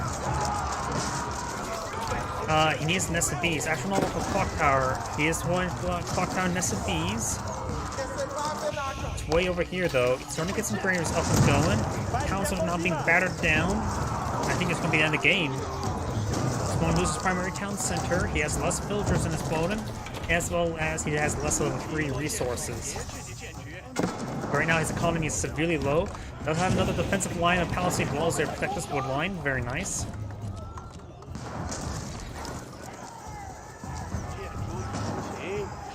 And now I got the Clock Tower and SB, a very powerful asset versus these veteran archers. Assuming every single arrow hits for maximum damage, they can actually one-shot these archers. He has also a line of a lot of extra walls there, so he has good siege works for protection. Essentially, this style trying to engage these archers, get some great damage all across the front line, or the sideline. And those archers inside the town center, not villagers, so losing them is a bit of a problem, but not a massive problem. Get some damage there on the sofas. And trying to break on through, trying to get to the wood line. Needs more Clock Tower SPs. The guy's another Clock Tower SPs on the field queue. Or actually already on the field. Does manage to get this one back out. Okay, moving forward. Gets great damage on these veteran archers. Very nice. Zinchnews push on forward, get some good hits there. I those he's overkilling that too much. That's final volley there. Remember, the longer burst of the Clock Tower SPs allows them to track moving targets better. Clock Tower SPs not getting overran, and losing these is probably going to be game. He has pallet scars being put on field. That's a good item. They do have less. Maybe not. They do have less pierce armor and melee armor than other man-at-arms, but of course they move pretty quickly. Needs crossbows against the veteran Sofa. They're heavy units. Right now, it's these Sofas causing most of the issues for him. He has another Clock Tower and SCPs on the field. Going for another line of siege works there. Does have Spearman here. Gets a great volley there into those Sofas, but the Spearman getting overwhelmed. Palace Guard turning forward. Villagers turning forward as well. Takes out some of the Sofas there. Saves those villagers that are pulled in the front line. A lot of infrastructure here starting to go on down. The Chinese player has plenty of population space at the moment, probably because he has a much smaller army. He is not rebuilding more lumber camps there, and he actually finds a hole there to skip on out there, which actually is going to be very useful. Right now, concealment's better than cover, because he has no cover. There's only one Clock Tower SCPs on the field, going for another one. Doesn't get produced any faster than Red Arrow Siege Workshop, just have more health. And here comes a great volley from the SCPs, getting some great AoE damage onto these veteran Sofa, but this extra town center has less health than the regular than the primary town center. Let's get some great damage there.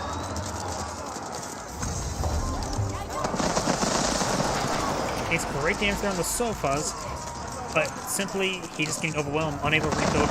Going for a Fortress of the Huntress, I'm not familiar with that one.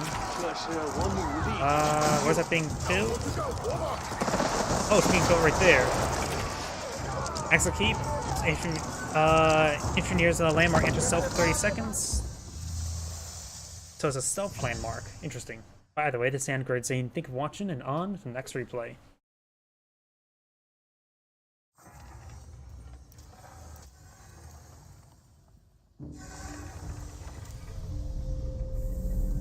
Yeah, let's go and go to another player now. Not familiar with this one.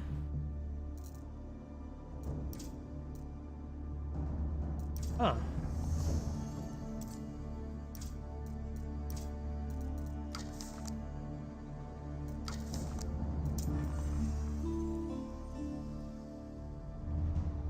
Did I put too many spaces there? No?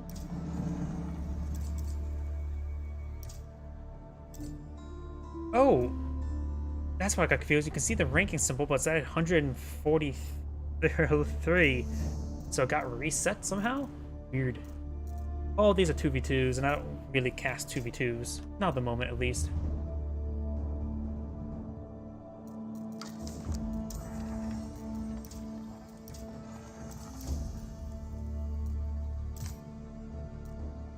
I got a 27-minute game. Rus versus Holy Roman Empire.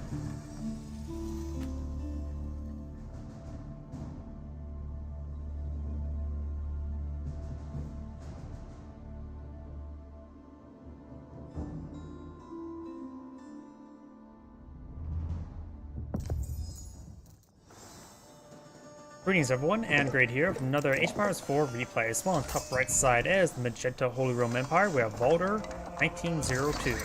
Small on bottom left side as the Red Rus, we have Kaiser Jonan. Let's see now. Since we do have a Roost player, let's switch out of this and go ahead and view the Roost's trade bounties that have been collected. This scout's not being properly being tasked there. Okay, I guess retasked there. And oh, we got some. No, I don't think he got any steals there. And he does go and pick off all of those. He does keep these scouts grouped up so he can go ahead and get these deer killed at the same time. Very nice, and find some more exotic doggos there. Just going to have 220 there. Does not get the kill there. And he's at 245 now. He's pretty close to get his tier 2 bounty. Just need to kill off something else. I don't see any more wolves on the field. Is he going to be stuck at 245?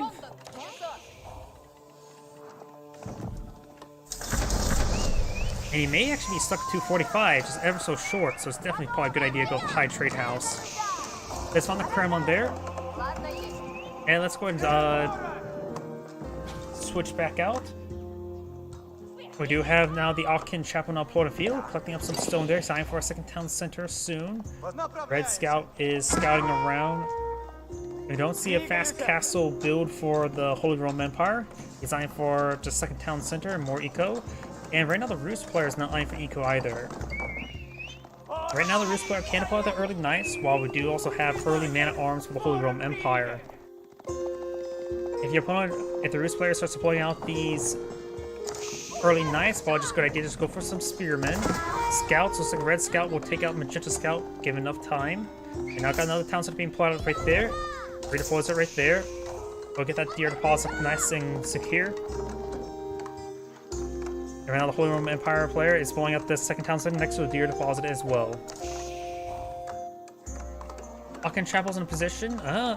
I sort of don't like that spot for Akin Chapel. You could put more close to the wood line in order to get more, well, wood.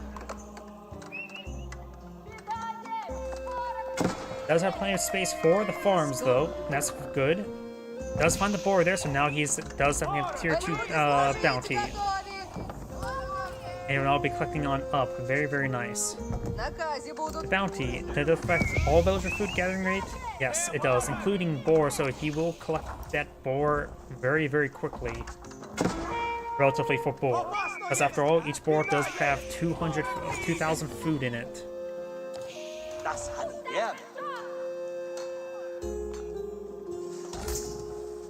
It's also cleaning up all this food there. I think we're going to see fast cast for both sides. We got some spearmen for Magenta now.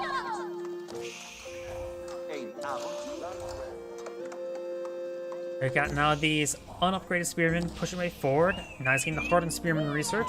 And he's going to try, intercept boar. Now got the high trade house on be pulled up by the Roost player. That's of course against the wooden fortress there. The wooden fortress will rip apart those spearmen. Does not find a second volley of arrows on that other one. And Magenta is now just eyeing for a lot of spearmen, which I don't think will go all too well. Looks like that is the Holy Roman Empire walls. We got the spearman here pretty wounded. Got a single artillery defense as well. And a scout does receive some arrow fire there. There's arrow slits researched or deployed onto that outpost. He does take out that scout before it escapes. Let's get some arrows onto this spearman there. High tree house now being employed out on the field. You could actually put it a bit more over here, a bit more dented into the woods. But now the high trade house is up and going. Now you get some extra deer there. And now Raggedy Cathedral is now to be pulled out on the field as well.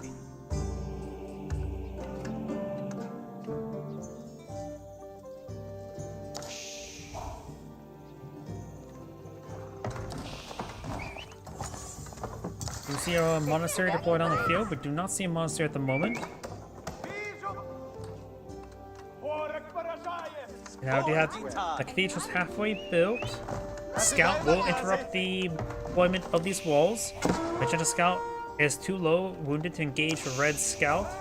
That's gonna slice there. Spearman now trying to come over advance. And we've got a horse archer here. Horse archers, I believe, are severely underrated. They're incredibly powerful.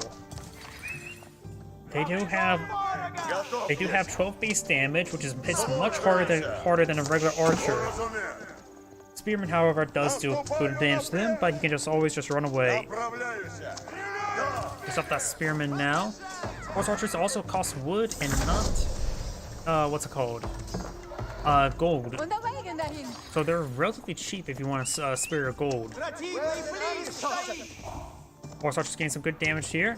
He needs to keep that scout alive as well to spot for these horse archers. And while seeing how the horse archers hit hard, remember as well, man-at-arms do rely most on their pierce armor to engage archers. This just basically, since it hits hard, sort of ignores it.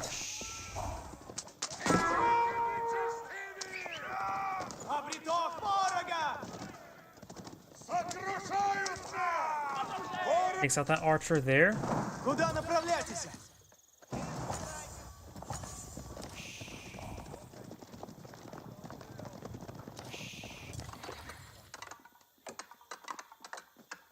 Sammle Holz nach Gehäß. Monk does get a relic inside this outpost to improve his arrow capability. This relic has been claimed. Do we see any monastery here? It looks like Magenta's the only one who's picked up relics so far.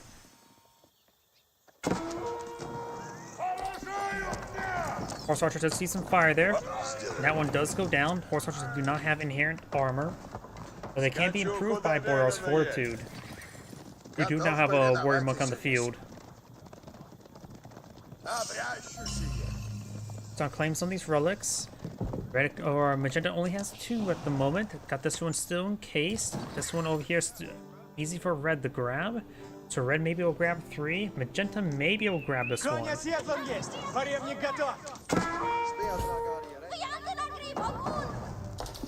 Try and destroy this fortified palisade outpost. Going for a wooden fortress here. Not only for spotting, but also for defense.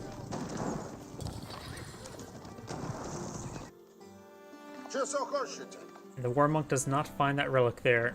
Wait, no, that was he already grabbed that one himself. He must have multiple warrior monks queued up. Horse archers advancing forward. The scout also pull out his little knife to support out his buddies.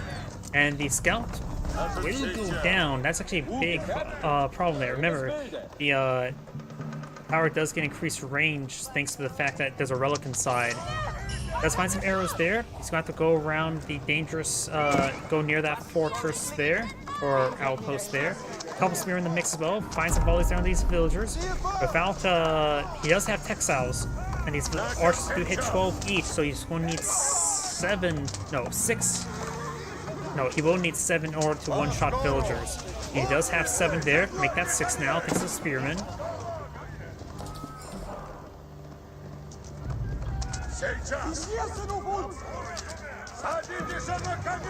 Takes out Prelate there, very nice. And now these horse archers going to be falling back. He's going to lose them all in his need. Sacred Site now captured, does give a bit of gold tithe there. No warrior monk in this region. And also that horse archer will just go and die. We got the knight upgrade. Upgrade is nice from early knights to regular knights.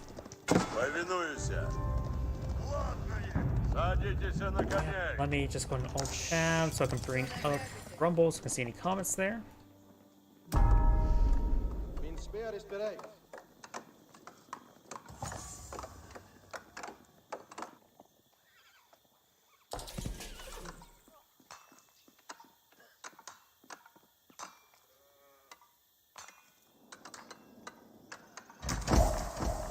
Oh, population cap. Looks like the Roost players have pop cap. And got now these horse archers advancing on forward. We do see Boyar's Fortitude increasing the health of these horse archers by 30. And now there's going to be all 3 secret sites soon to be captured by the Roost. And picks up that relic there, so the Roost will have 3 relics. His opponent will only have 2. Relic's still over here and over here, and outside the outpost with arrow slits.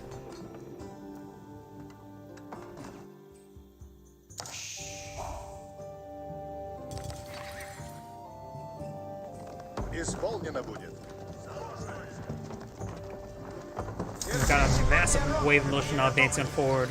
Warrior Monk here, healing up the archer.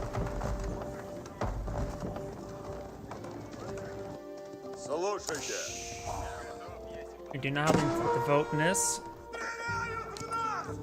Militia charging forward. We'll see some fire there. The extra arrows will do increased damage as well. 8 damage as opposed to 7. And now we've got some knights in this mix as well. Militia could just charge forward and hit these spearmen to allow the horse archers to engage more properly. We got a number of outposts everywhere. Yeah, the Roost player just needs backing off. I don't like how this is going for the Roost player. The militia, of course, are expendable. They all go down now. Some of these forces does take a bit of damage there, but he does have warrior monks to get them healed up. But overall, yeah, nice little choke point there.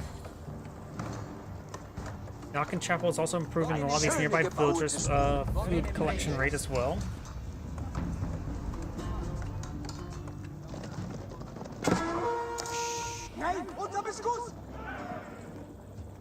We got, of course, the fortified wooden palisade walls in this region. And now the horse archers will get some great damage there. Knights are advancing forward. They will get shanked and stabbed and eyes poked out by those long, pointy sticks. Archers and now horse archers engaging. There's also some crossbowmen here, picking off those knights. Very nice. But now these warrior monks will be here to heal up these forces. The scout does go down. I've got 2 warrior monks and 13 archers, or horse archers here. We got a good number of prelates here to help heal up this force as well. Oh, new age. Got the Imperial Age. It is, of course, the High Armory, which, of course, allows them to get out, was it cheaper siege units? Yep, 20% cheaper. And now I've got these warrior monks charging forward. The warrior fortitude does improve the health a little bit, as well as yes, other research improve the health even more. So some of these warrior monks starting going down. Horse archers and archers engaging. And now we've got the elite horse archer research.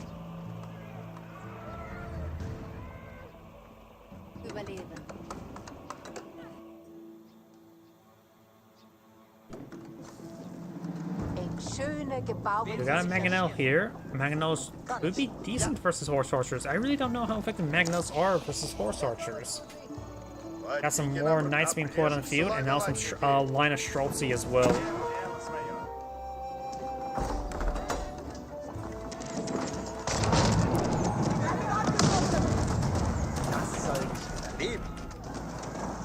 Little Barracks going up. He's trying to siege down this fortified palisade wall.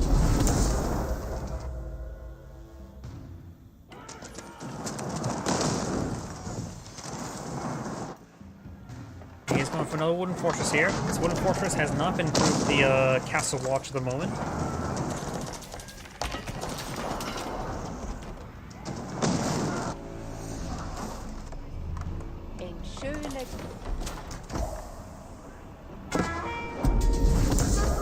We're trying to go for some more of these fortified palisade walls there, but we've got a single archer here trying to decapture this point. And this point is trying to be decaptured up as well.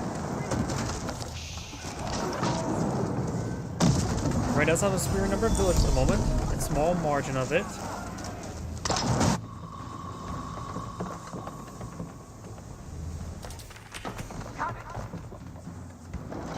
Red now has 2 Mangonels to the field, as well as a Springald, very nice.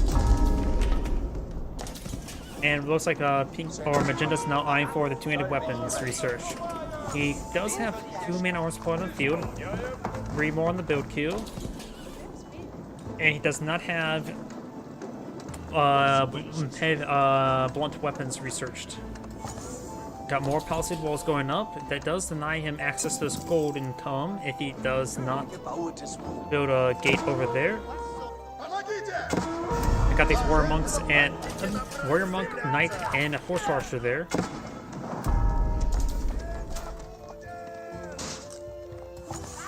And knight does pick off that one. It is elite knight there. He needs to get that warrior monk book back over there. Warrior monks can also be improved. Let's see, where's the monastery?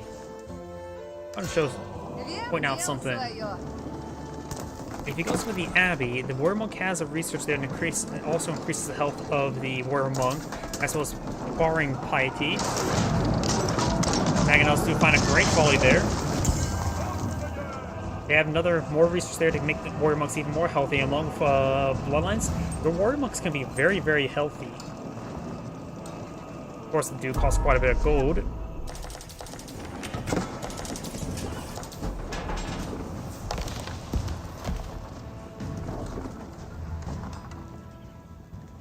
Do not have a keep being pulled out of field.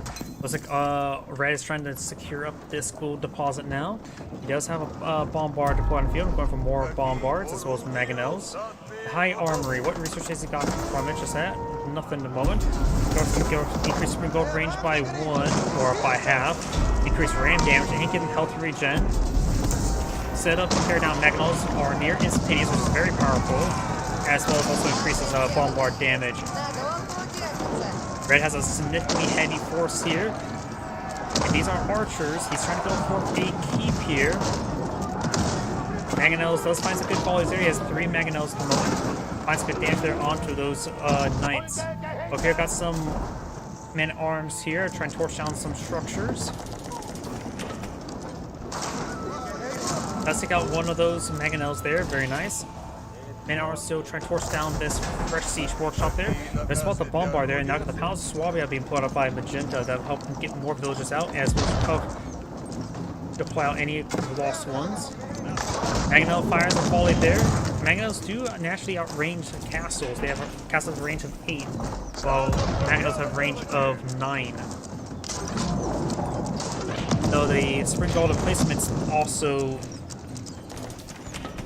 have a range of 9. It's a good damage there, but Emergency Repair has been activated. Spring Gold firing away. Gains some good damage there. Both spraying is fired. Now got Imperial Age for both players. 4 punches and paints aboard a Woman's Chelsea. That's not the item you want to use to counter Spring Golds. Spring Gold does fall back, a little bit wounded. We got a good number of bombards in this region. He needs maybe some more Spring Golds, maybe some Culverins. Trying to increase the gap there, very nice. Bombards annihilates that keep. There's a lot of bombards here.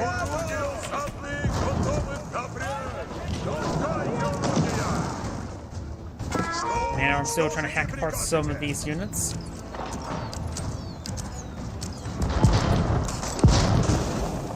Bombards making their way forward. We've got some farms at the front line. That's not good. Getting some more housing back there. It's not looking good for Magenta. He does have a Culver now point of view, but Red has a significantly higher value for. Streltsy are very, very cheap compared to other hand cannoneers at 90-90. You now have the 200 weapons research on the man-at-arms. Culverins facing forward. Picks off a Mangonel there. They do have really good damage versus siege weapons. Takes on another siege weapon there. Spring Golds do, however, have great range. Culverins does find out another unit there. Got a massive get here. Got crossbow archers in the front line with some spearmen. Pull back the knights. These knights have been getting annihilated. He does have a pair of Mangonels here, but those with Culvern. He's hit those Streltsy with those Mangonels. Rolls a miss there. Red expansion along the southern flank. We still got a good firing line of archers and crossbows for Magenta. And doing some great damage there on the Streltsy. Streltsy's trying to advance them forward. Mangonel's fires miss there onto the dead knights there. So got a decent archer force here, including some horse archers. And there goes the Mangonels. Great hit there by that Mangonel, gained some great damage there. Red has significant siege force, as well as a good number of Streltsy now. Magenta's infantry archer force is advancing forward. Does get a good shot there onto that bombard there. Great hit there on those defensive infantry. Magenta is down to 8 military units, now not. Spring also getting good hits there onto the Culverin, trying to get repaired up now. Culverin's more expensive. Takes out the bombard there. More of these bombards he takes out, the better. He's actually took out all the bombards. Now he's trying to Spring Golds. Culverin still firing away. Spring Golds has 12 range at the moment. The culprits do have Trove range as well. Taking out another Spring Gold there. All the Spring Gold's knocked down, but Jetta can still hold, but he has significantly smaller military at the moment. Nice now roaming around. He needs more military production. He has plenty of resources. Just needs more production structure. He needs to get out as many archers as he can. He can use the gold to fast fly out some knights of his own. Horsemen wouldn't be half bad to do bonus damage versus Streltsy, but Streltsy right now just do a lot of damage. Spearman advancing forward, very nice. Taking out those horse archers. Some mana in the region, but right now the mana Streltsy are breaking through. Just some good numbers. Constant arrows are firing away. Got these knights pushing way forward. Crossbow being cleaned on up. Culverin could try to get a shot off. These knights are still moving around, disrupting the wood line as well. Magenta, he has a lot of horsemen queued up, but he doesn't have the military production at the moment. I wonder if he has academies at the moment. I just don't see a blacksmith anywhere for me to click on. There it is. No, he does not have military academies. That's a big problem. You really have to rely. If you're on defense, you need that structure upgrade in order to produce faster.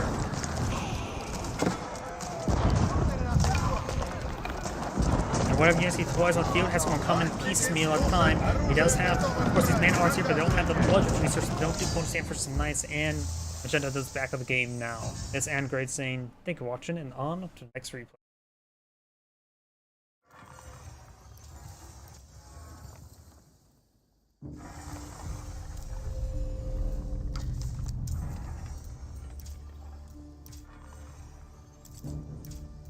Let's see.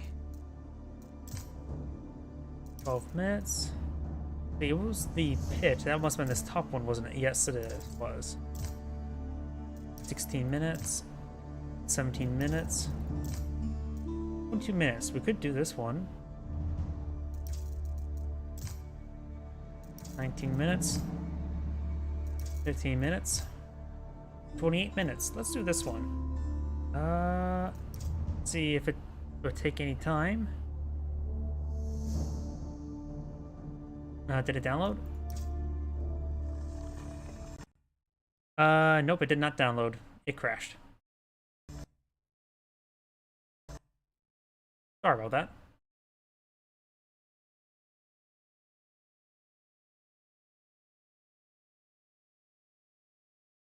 Gotta wait for this to reload then.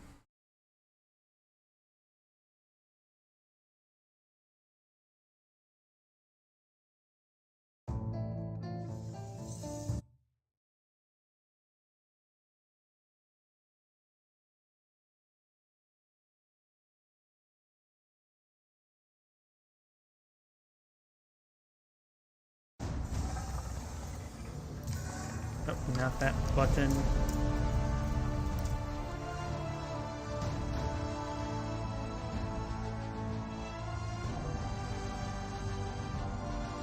Come on now, and load.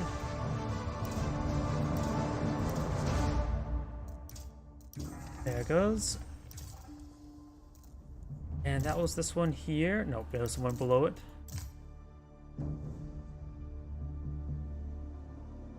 Let's go to the next replay. I don't know if that mod has or map has downloaded.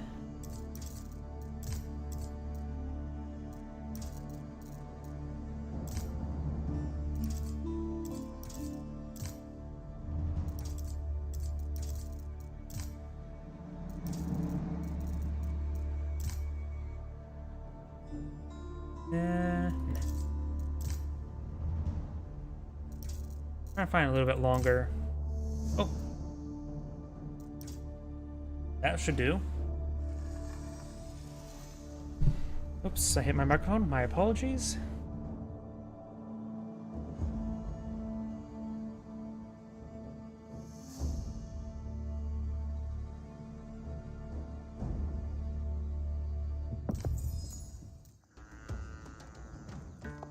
Greetings everyone, Angrade here for another HBars 4 replay. As well on bottom or top right side as the Cyan Mullions, we have Cracky, their question mark.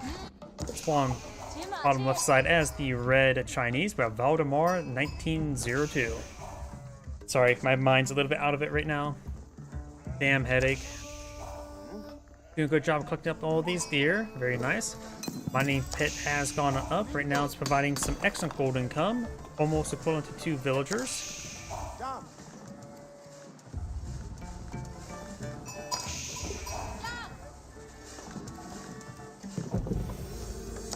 And now we do have, the rare of the landmarks for Age 2, or feudal age landmarks.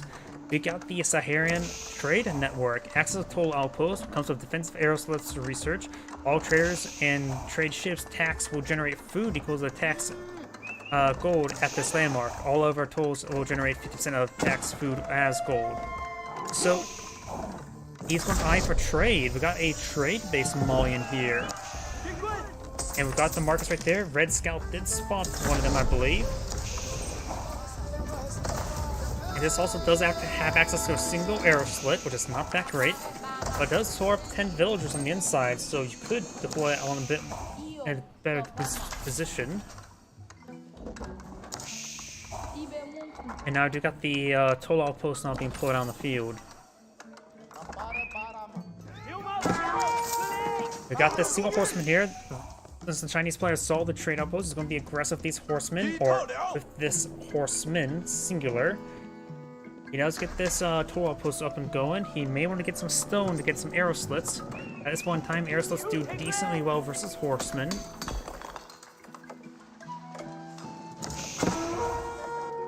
Up here we do have now this trader receiving a bit of fire from this scout, nothing huge.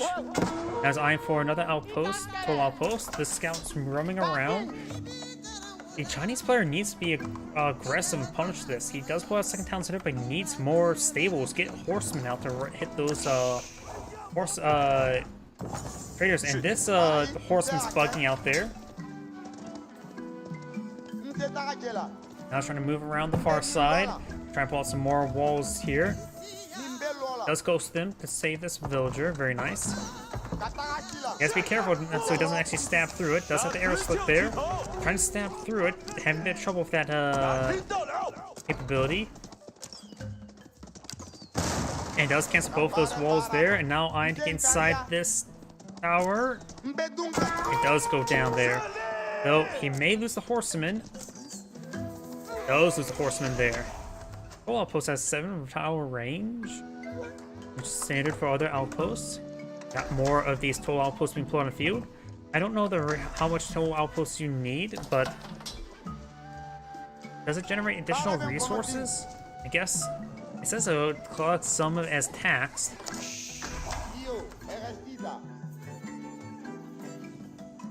Traders and trade ships that pass by the toll outposts instantly provide bonus resources based on their current trade targets. I wonder how much of a bonus is it? I know the Mongols can make theirs move faster with their outposts. I'm not sure how much these provides. We got some veteran Donzo here, pulling some veteran, or not veteran, but just Donzo. Pulling Donzo across the back line, help protect this trade, wouldn't be half bad. Plus, if it's maintained this gold vein there with another mining camp, that wouldn't be half bad as well. You have to push forward on the map to pull out your more trade posts, not gold trade posts, mining pits. Right now, the military is 7 versus 6. Both players have the scout. We got archers not being pulled up by red. The veteran Donzos with the javelin throws can make them decent soft counters versus archers, but archers are, of course, a hard counter to the spearman line.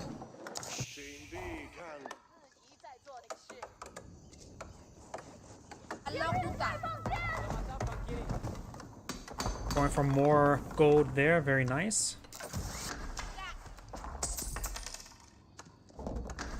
Let's see, it said 50% of, let's see, based on current trade targets. And this unique one makes it so all traders will generate food equal to the tax gold at this landmark. All other tolls and outposts will generate 50% of the tax gold as food. So it is different for the primary one, but he did this one for defense as well. Archers now push their way forward. At this point in time, maybe warrior scouts would be useful. Sofas wouldn't be half bad, since they have good armor. Another toll outpost here. I'm assuming the taxation aura doesn't stack with nearby units. If it does, that can be potentially really overpowered. How much is a tax rate? We have watched some of these traders that they walk by. Okay, small amount, nothing too significant, but it probably does add up. I go for more palisade walls there, very nice.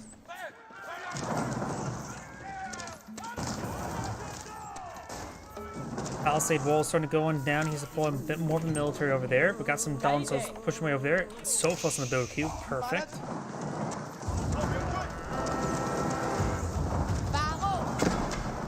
He may want to get another arrow slit here.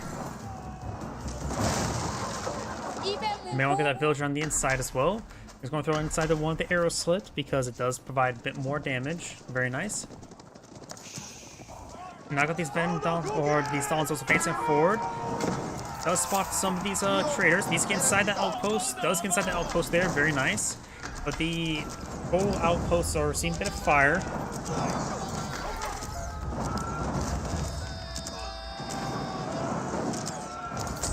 Got quite a bit of aggression there. He needs more military. He needs to get these traders untasked. He needs these no, keep those traders away. Don't go inside the tower. The tower's power go down.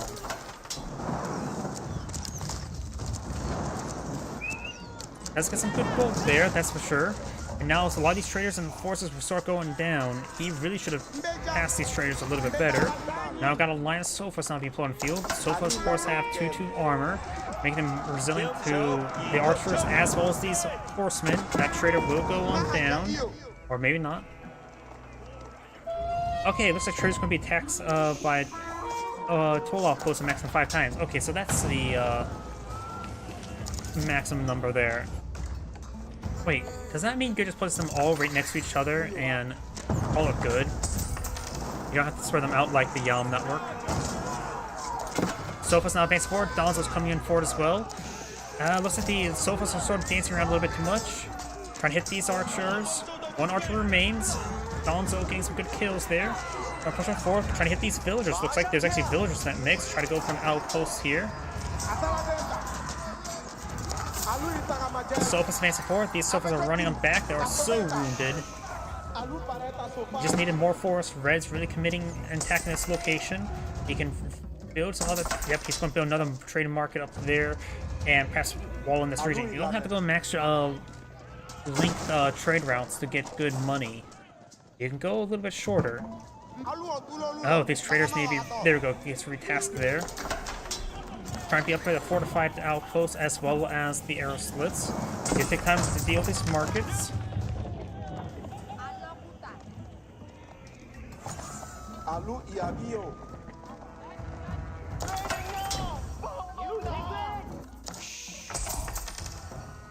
Let's at least keep his current traders also still active as well. Let's get a good amount of gold there. It's a mill out. Has a good number of cattle farms going up. Very, very nice. He probably needs a little bit more wood. They're starting to generate a lot of extra free gold and food. Does go to some of these walls there. Some of these walls will be torched down quite easily. Fortified tower has been researched as well as the arrow slits. That's about this extra market there. A lot of these villages need to get out of this region. There's a lot of horsemen here. Oh. Bad pathing there. A lot of these villagers trying to go on down there. Got now these spearmen advancing forward. These horsemen are running around. Sofas now mix on in, trying to burn down the mill. I think he accidentally clicked it. I think it was a misclick there, because hitting the mill is not what he wanted to do. Dalinzos and Sofas getting a great game. They got a full surround of these forces. Even the villagers getting the mix as well. The night movement there. Red has more villagers, more civilians than his opponent, but this is evened out by the cattle farms as well as by the mining pits, and his market's still up and going as well. This mining pit is providing 113 gold per minute, and this fortified outpost is still going on. We've got now the astronomical clock tower being researched. Red has a mostly force of archers and a couple horsemen on the field.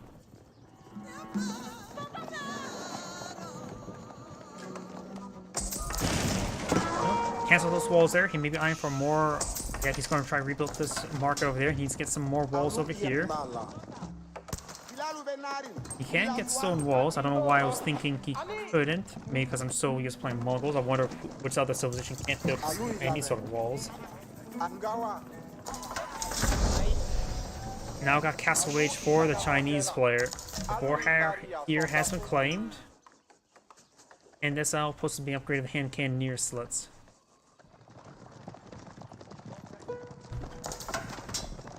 So if it's advancing forward, two of them are pretty wounded. Got gear being collected over here, very nice, as well as a couple housing there to support those families.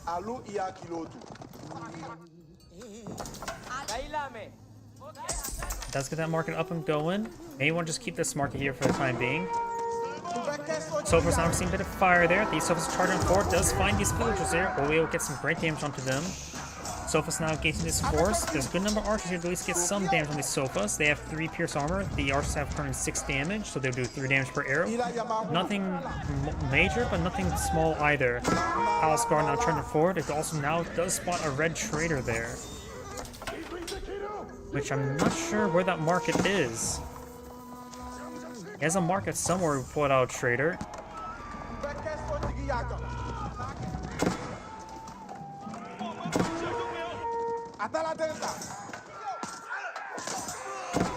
Takes out that horseman there. We've got the Grand Fulnari Corral now being put on the field, which will provide his cows even more food.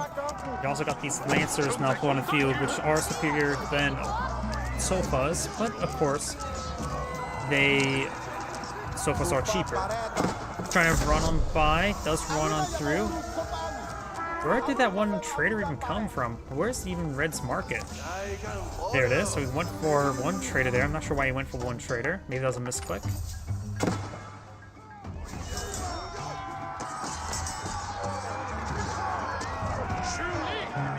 And those Sofas do go down.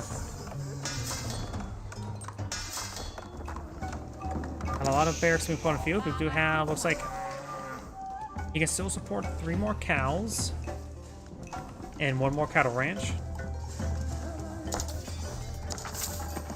Going for another market now.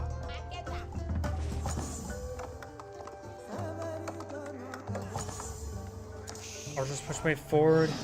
Got mostly Danzo, a couple Sofa, and now some Musafari warriors. Musafari warriors, remind me what they do again. They are anti-armor specialists. They are light melee, so they receive bonus damage from these archers. They specialize against anti-armor.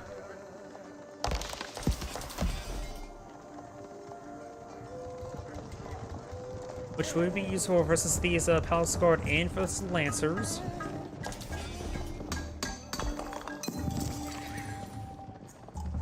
Villagers now trying to claim this gold, but now we've got these forces pushing way forward.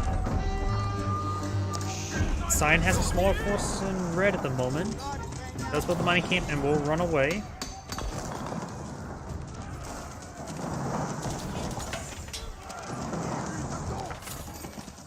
And now playing on another line of defensive palisade walls, really make sure that he does not lose those trade caravanners. Simply does not have enough villagers right now to go stuck all these walls. Does abandon that region with those villagers. Got this also. A mill going there, trying to collect out that deer. Full outpost. He does task these village caravans away. It's a primary group of caravanners that were tasked away a long time ago, and so keeping this group alive is important.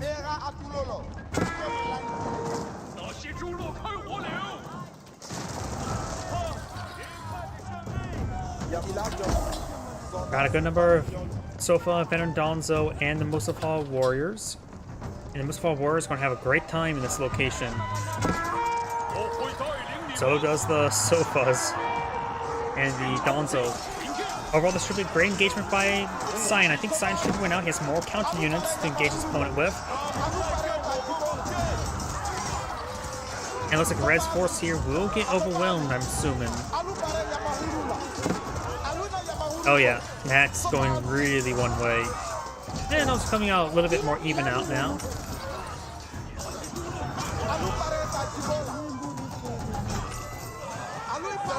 Red's force has to get cleaned up. Very nice. And red needs to fall back as well. Sina has a bigger military at the moment. Let's see, do we have granaries now put on the field? Yes, we do at least have one granary on the field. And untapped, partially tapped a stone quarry there. And red is running out of food on the ground from the Cubs are claiming up. Let's take out that villager there. Let's try and build that palisade wall there. And these sofas do get forced them back.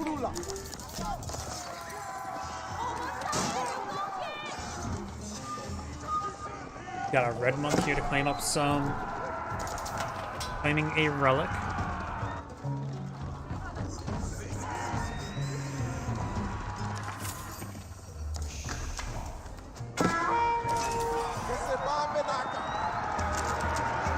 Way forward, trying to get some good damage here. Forgotten how the survival techniques being researched by the Cyan player. I'm not sure why he's going for that now. There's not a lot of deer left on the field. Another, oh, go for conversion there. And Cyan does react in time.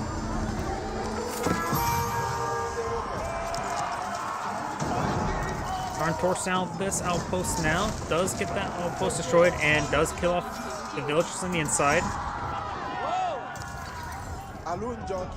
Right now, red is going to claim up 2 of these relics now. He's going to need to pull out some pagodas to go along with them. And does stop this outpost from being built. And will be immediately torched down. Sofa's torch damage is 16. It's not going to run up really quickly down.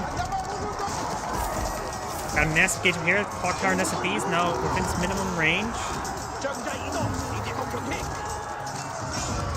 There's a superior Cyan force right now with more counter forces. All spawns getting ripped apart by the Misflood warriors. Nice and good volleys of those Nest of Bees, but Nest of Bees does go down.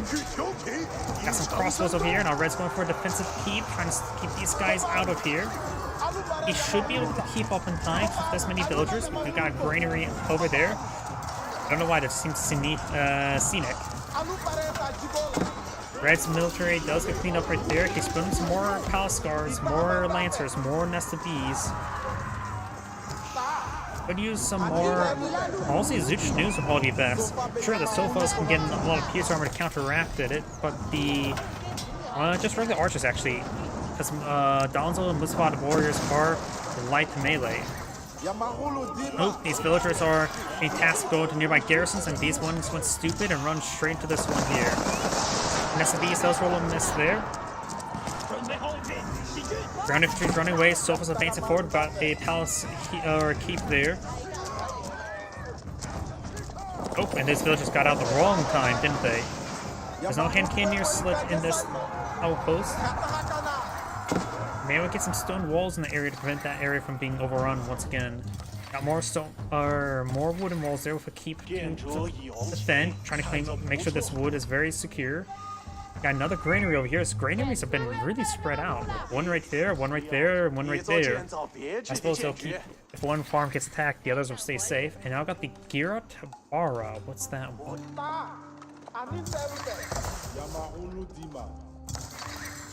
There it is. Gira Tabara begins the festival for 300 gold, providing global enhancement of food gathering rates, military production speeds, or damage of torches and siege attacks. I wonder how long they last. Have to wait and see. I'm not familiar with that one. Overall, that doesn't seem that great, honestly. Military production speed is going to be useful, but damage torches, unless you're Mongols, that's really not going to be useful. And food gathering rates, that can be useful. For 30 seconds? Increased military production for 30 seconds wouldn't be half. No, that's. Military plus 50% for 30 seconds? No. Food gathering for 30 seconds? Somebody probably needs to develop a conversion rate to that, but that doesn't seem all that great either. It affects the cows, that'd be great, but I don't believe it says villager production rate, so, or food gather rate. It affects the cows, that'd be great, and cattle farms, but other than that, nah. Oh, and it still does not have all. Oh, he's not getting all of the cows being claimed. He's still using that for gold production. Gold reduction food collection.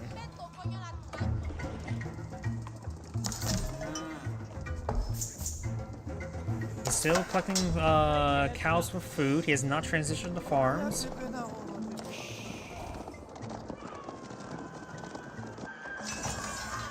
And now got some elite Musfadi warriors. He also has a unique hand cannoneer unit, doesn't he? Or can get faster movement speed ores for Sofa that can help him make him more of a mixed force. Spearman here. Great hit there with the Nest of Bees. He has 3 Nest of Bees. That's quite a bit. So it looks like some of them. Oh, they're all clock tower Nest of Bees. Let's take out that mining camp there. Very nice. Now got a pair of counterweight trebuchets.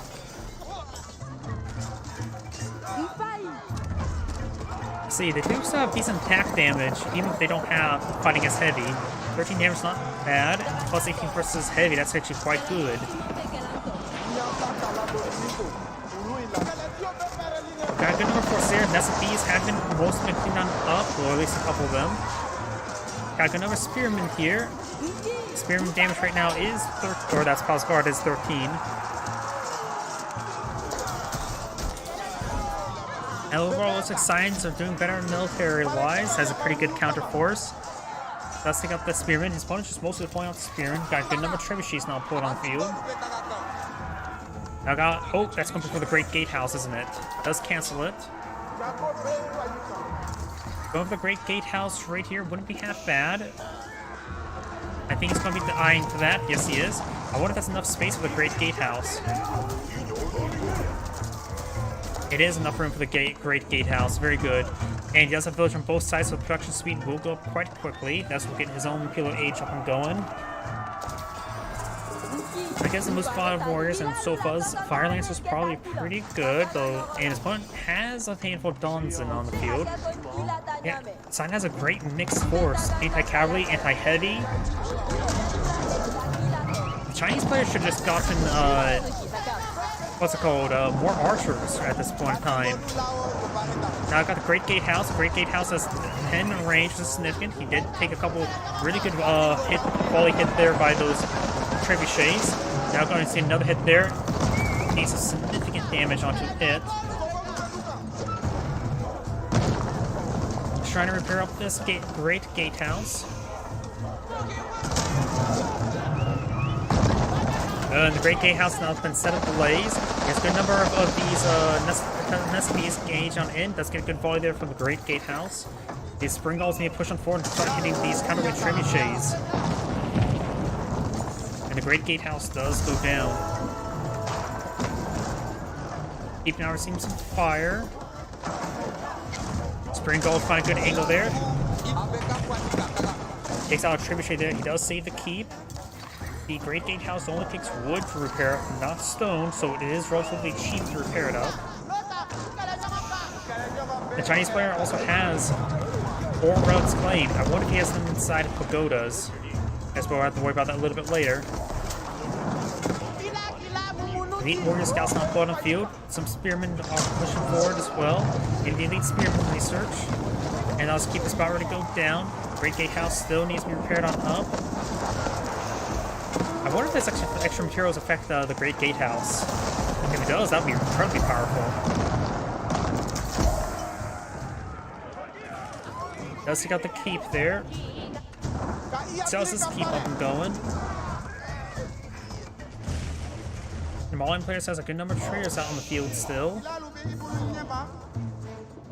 He does have another mining pit, mine in the center of the map as well. So he has his pit mines up and going. It says 4 out of 4. Yep, that is correct.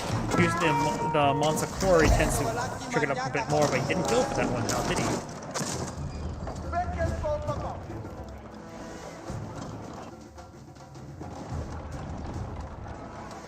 Spring Galls trying to hit these trebuchets, very nice. The Great Gatehouse is almost rebuilt. Spring Galls to hit the Spring Gall.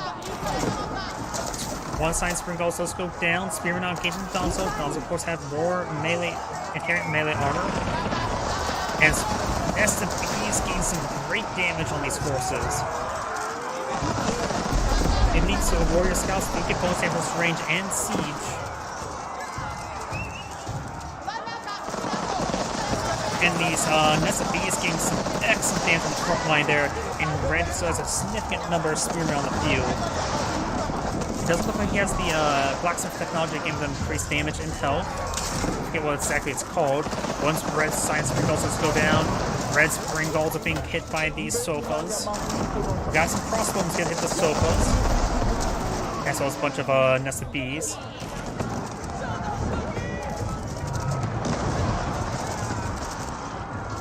And all of Science springballs do go down as well.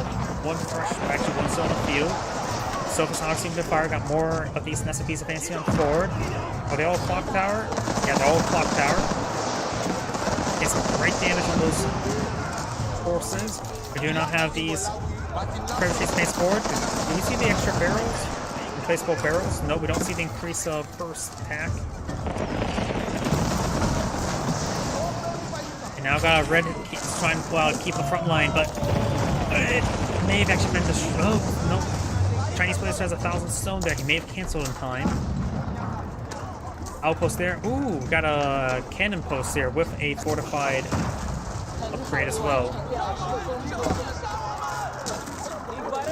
And some of these nested bees are actually overran by these forces. He can't be losing those. He needs those. Right now, Red does have 137 villagers versus 120. And with the extra food generation from those cattle farms he emptied out the farms. He needs to build some of those farms so he can get those cattle farms rebuilt. He needs more steady supply of food. He's now sacrificing his cattle, which means he's not getting less free income there. In fact, he has no food income at the moment. Or no, he's actually still quite a bit, but I think that still needs to tick down because he has all those idle villagers. Oh, gotten really quiet, didn't it? These villagers need to go task in wood, then pull out farms. That's what he needs to do. He can build farms, right? Yes, he can build farms, just needs wood for it. Spearman advancing forward. Got some of these gunners there, which does have camouflage capability. Damage output appears to be the same as regular hand cannoneers. Actually, no, hand cannoneers does 35, right? So they're slightly stronger than regular hand cannoneers.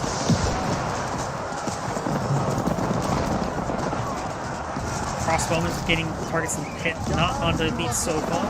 Palace Guards up straight forward. We got now the Great Gatehouse getting some great volleys there.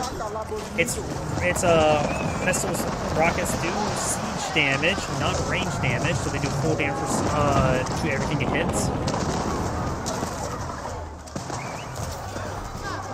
Gunners are seeing a bit of fire there. Red has a small melee force and range force here. More Palace Guards charging forward. The Great Gatehouse is seeing quite a bit of fire, but it is still doing some significant amount of damage right there. Some of Red's siege forces going down, those front line getting hit. But remember as well, the Molly player does not have a whole lot of food generation. It is going down rapid. He does not have a lot of food generation at the moment. So if Red's able to block this attack, he's in a good position. Red may feel like it's on the back end, better to lose, but if he holds on longer, he'd be just fine. But right now, Red does need some wood. He has a good amount of gold and food at the moment. Great Gatehouse is now being repaired on up, but it's running out of wood for repairs. Palace Guards charging forward. And now Cyan, his food income is dwindled down. He has restocked his farms here with cattle. So that's up and going. Does provide him a significant amount of food. Let's see, the base one is at 480 when they're all collected on up, plus 20 each.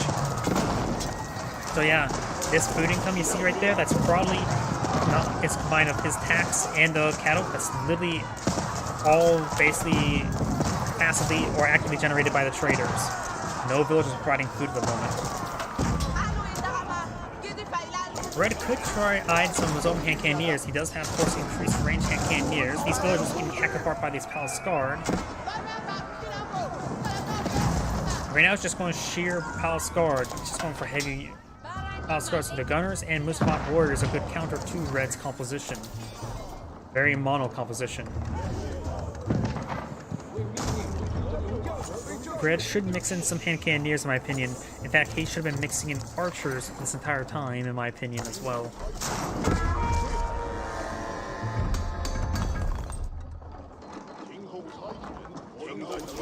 Let's see. He's starting to get his food up. I wonder if he has farms somewhere. Looks like not. He has a good supply of wood. Maybe it's not a good time to start getting out some farms.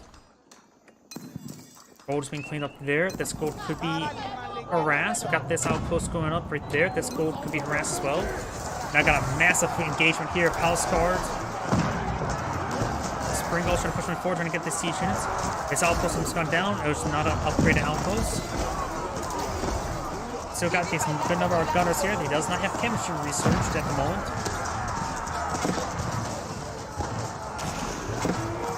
Spring Guards get some good poke damage there. Spearmen trying to torch down some of these farms. That's where his farms was. Got these guys, they're inspired by something. Increased movement speed by sofas. Got a bombard now being put on the field. Spearmen now engaging these forces, or Palace Guard and Spearmen. Does take out some of these forces, start to torch down some of these and hit some of these villagers.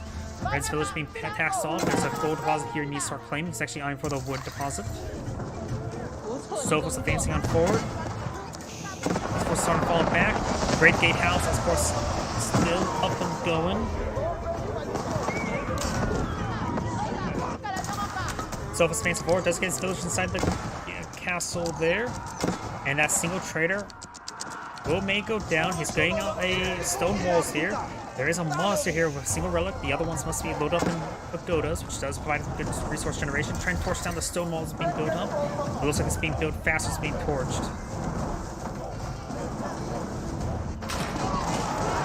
Before start advancing forward, getting spit hits there on the gunners. Trebuchet still in this region.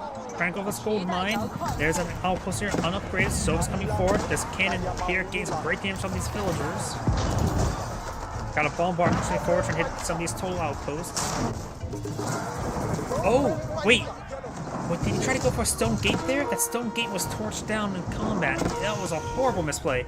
And in fact, he does not have those relics inside of pagodas. Relics and monasteries provide this. I wonder if it affects the pagodas. I don't know.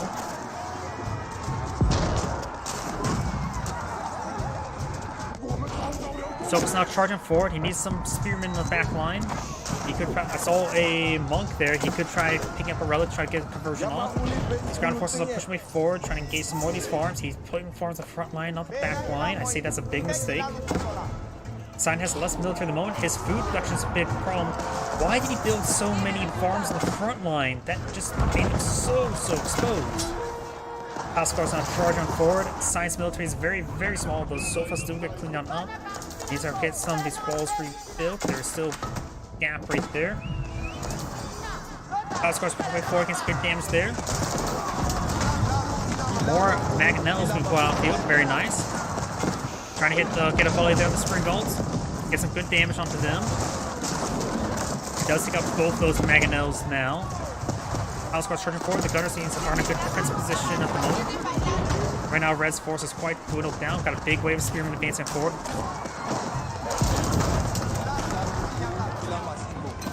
Gold still being cleaned up for economic effects. Red does not have any gold mining techs. Spearmen advancing forward. Mangonel finds a great hit there. These spearmen are just being funneled into a choke point there. Bombards advancing on forward from Source Mangonel. Finds a volley there. More Palace Guards charging forward. At this point in time, he really wish he has a spirit weight, doesn't he? Looks like he does have the improved material research. Allowing the Spring Guards to take another hit. Palace Guards still running around, trying to get some damage on here. We've got a key poppy pop by Red. It doesn't have enough area secure, in my opinion. If he was bit back here, that'd be a little bit better. He's going impressive. Kind of wait, Trebuchet, line shot there on the keep now. More speed just pushing forward. The Mali player has not fixed his food issue. Still relying passive food generation. Still far from the front line. And their keep does go up. Does get the villagers inside. Springald, Bombard still firing away. More palace guards charging on forward.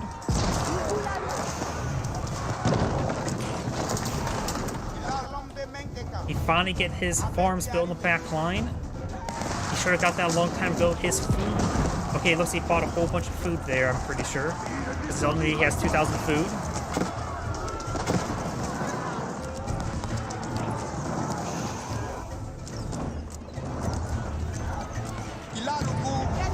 Gunners do pull back the line, still retreat there for Red to exploit. Masadra does not have the elite army tactics research nor chemistry. These are two critical technologies in this current situation. Frontline farms are slowed down his opponent and have to torch them. Right now he's fighting against a lot of Palace Guard and Spearmen, so some spotted warriors and Archer is probably a good combination at the moment.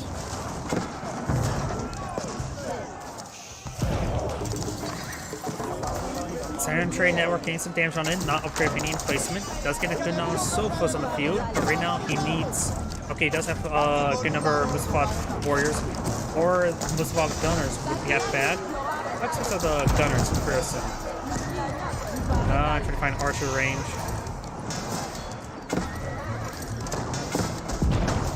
I can't find the Archer range. Did he lose all the Archer ranges? He may have lost all of his Archer ranges. Oh, there they are. They're going to get overrun. Gunners. Regular Engineers, I believe, 120, 120. So the same cost, just swapped out with more gold than food. Sign has a good defensive position there. Gunners getting some great work on the back line. Sofa's charging forward, trying to overrun the siege weapons. Keep right here has been upgraded the spring guard replacement.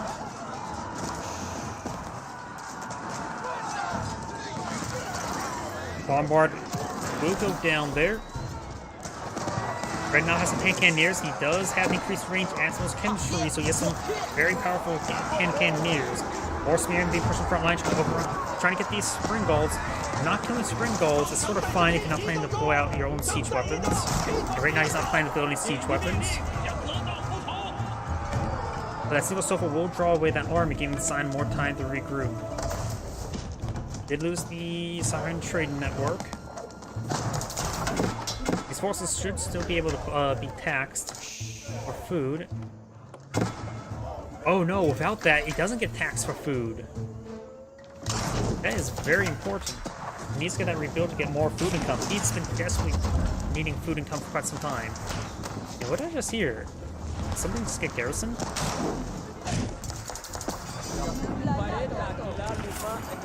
More battery rams not being pulled out in the field.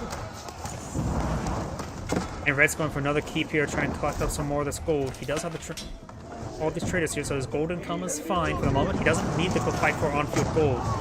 But losing some of those mine pits is still a bit of a problem.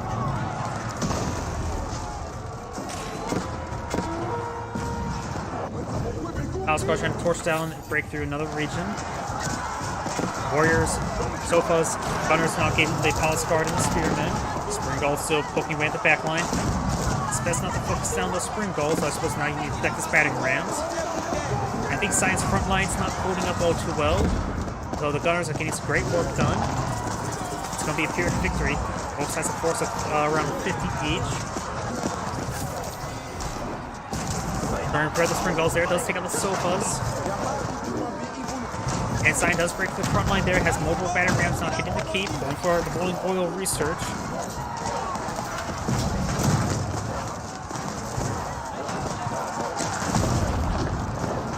More Spearmen being pulled out on the field.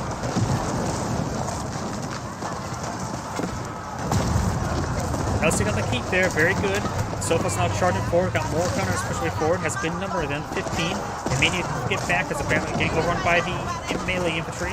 Sofa's facing forward, trying to deal with these Spring Galls once and for all. Veterans making their way forward.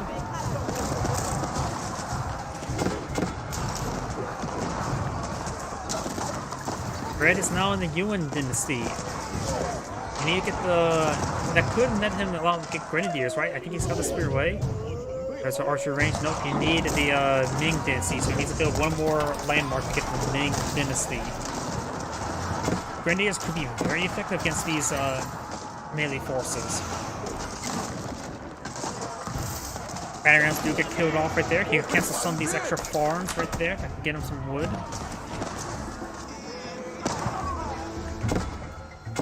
He does have all his economic text research. Red does not have all his economic text research. Well, he doesn't make gold. He could stand to get some more wood. But he has all his food, which he desperately does need. Red doesn't have all his economic text at the moment, so could go for that. Trying to torch down this palisade gate. And he doesn't have any defense in here, and he needs these farms. He's been having trouble with that the entire game. Sophos need to get over here and protect his farms. His farms will be under siege shortly. Big wave of spearmen and palace guards not charging forward. Red's having trouble, or Science having trouble remaxing. In fact, he's building nothing at the moment. And now all these forces are entering in unimpeded. Doesn't have all of his weapon and armor research, nor does Red. Trying to stab up some of these forces. Sophos trying to pursue those forces. We got these forces now just entering on in. Got also these spirit gunners.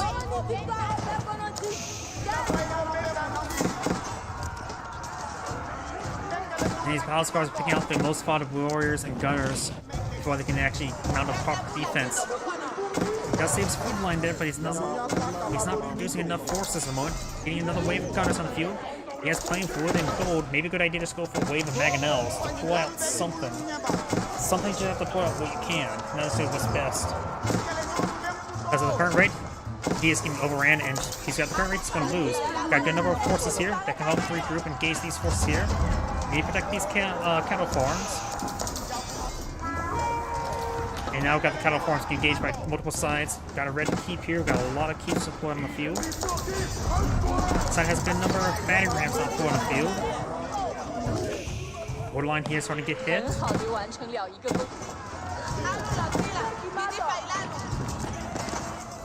These forces get engaged. Cyan has lost a significant number of villagers, 65 to 128.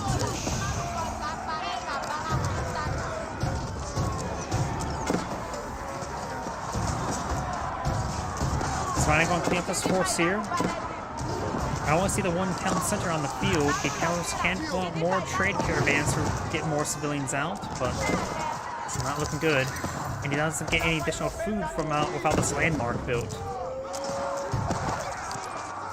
I think Science needs to throw in the towel now. His woodline's getting hit as well. Got more of these forces streaming on in. He's unable to recover his economy. He hasn't been able to get some of these important research, such as the military infantry research or chemistry.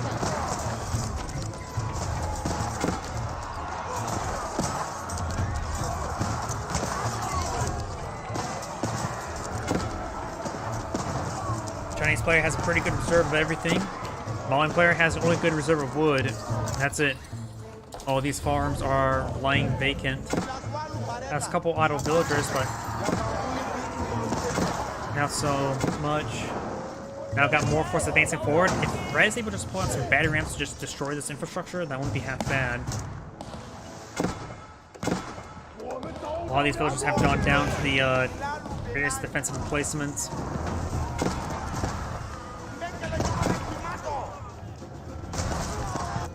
Oh, a lot of these traders have gone down as well. Oh, I just realized that as well.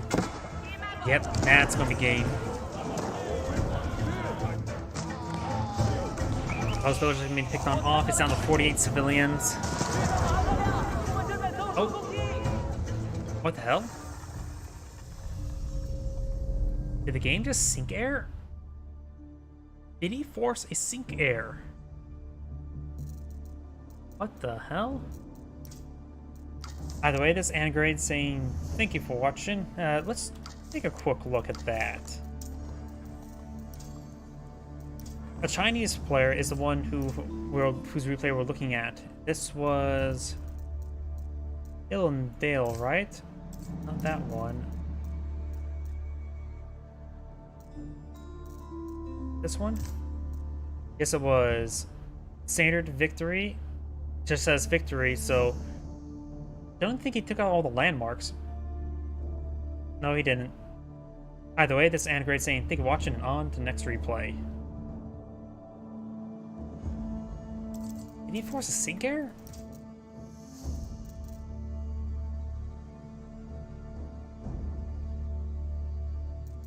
Let's see now. Let's go ahead and find somebody else. I think this one. Yep. And hidden.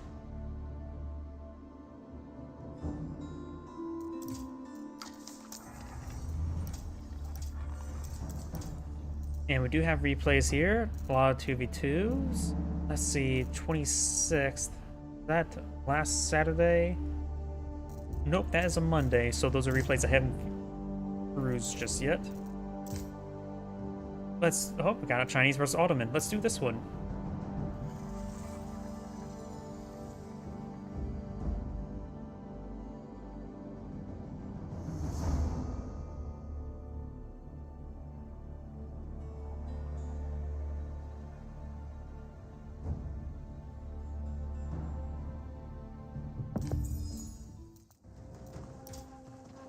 Greenies have 1, and Grade here have another Age of Empires 4 replays. One on the right side as the orange Chinese, we have 1 Puppy Paw. On the left side as the pink Ottomans, we have Louis MT.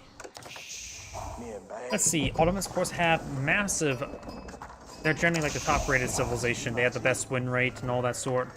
All I think is largely they're all their free units and all their free stuff they just get over time without really doing all too much. Chinese player, he may want to focus on getting out Zunchnu's and early on. Zunchnu's Spearman is a good combination.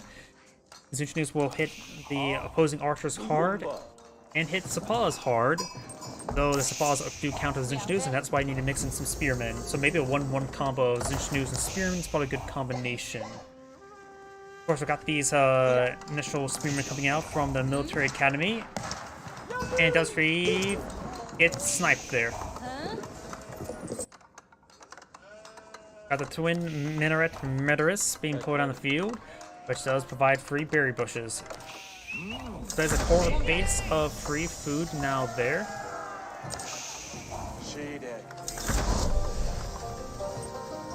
And now I've got more spearmen not being employed on out. All from the military academy. And of course, got the Bardican Sun right here. With the Bardican Sun here, he could try eyeing for some foreign mills to collect some of these fishies. Fish collect just as quickly as deer, though they do not have increased carrying capacity. I better put a bit more emphasis on fish. Probably a little bit more than I really should. But it's one of my games going for this fish. There's also a lot of fish here. Look at all this fish. Each one of these deposits is 500. A single deer has 350. And there's more than just 8 deposits of fish here. Though you do have to move around quite a bit, but since I play Mongols, the Greer is very handy for that. The Greer is just not very useful when trying to reposition better on wood. That's based on the villager movement patterns. Was another town center not being put up by the Chinese player? Or maybe not. Or maybe yes. He's going to put the town center right next to this, next to the fishies. And an outpost as well. That can store up to 23 villagers right there. He's going to have a very good defensive spot there. Maybe got to go for the hand cannon near slit on this outpost as well. And I don't think any of this is classified as shrubbery, so no ambush capability. We got the wild man somewhere deployed on out. Put a villager next to him. He will head pat you and say, you can do better. And then you do better. Sometimes you just need some encouragement. I don't see the wild man. I really wish it was marked on the map at least. Wait, did I just see it? Oh, Science Villager, there we go, or Pink's Villager does spot the wild man there. And the Sabals do get forced back. There is 11 villagers there, does take out one of those villagers as well. Now I got some of these 你 fishies 先 being 要生 claimed. 活。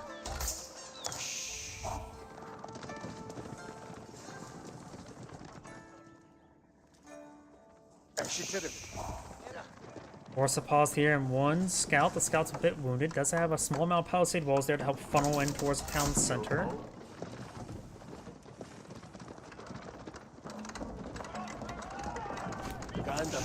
And now they suppose advancing forward, trying to torch down some of these palisade walls there. And Cannoneer Slit does come out this way. He's going to need more than just one spearman. Going to get a bit of a group there. Looks like Orange's Scout does go down to those spearmen. The spearmen are not upgraded at the moment to hardened spearmen. Cinch News finds a good volley there. They currently do 4 damage times 3. Since they have the 2 inherent pierce armor supplies, they do 6 damage per volley. And now I got pierce armor being reached by the Ottoman player, which makes sense. The Chinese player probably needs to eye a blacksmith relatively soon. The Ottoman player is now eyeing for an extra town center.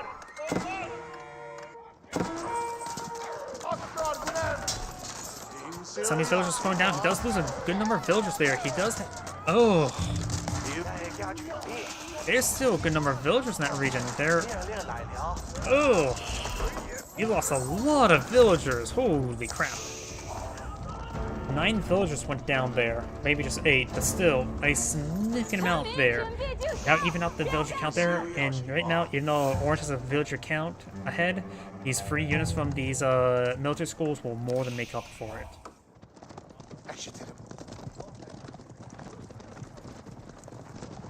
Got some economic and melee damage. Double barrel axe been researched. Double barrel axe has already been researched. Both players have already got wheelbarrow and got pierced armor for the Ottomans.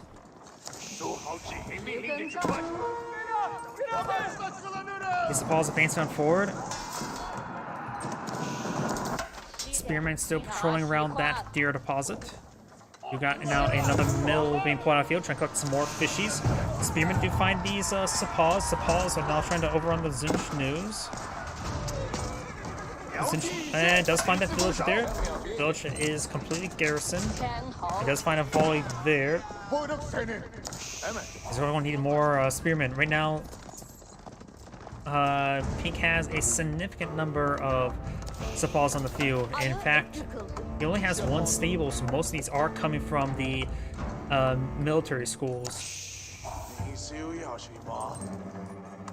Yeah, if I were to select this, nope, I can't see how many he has selected out. Since I probably have Orange technically selected, so I can see how many structures he has built of each, not Pink. Now see Sapaws advancing forward. He's not respond to this area all too well. Does lose a villager there. Spearman advancing forward. Does get some damage down the Sapaws.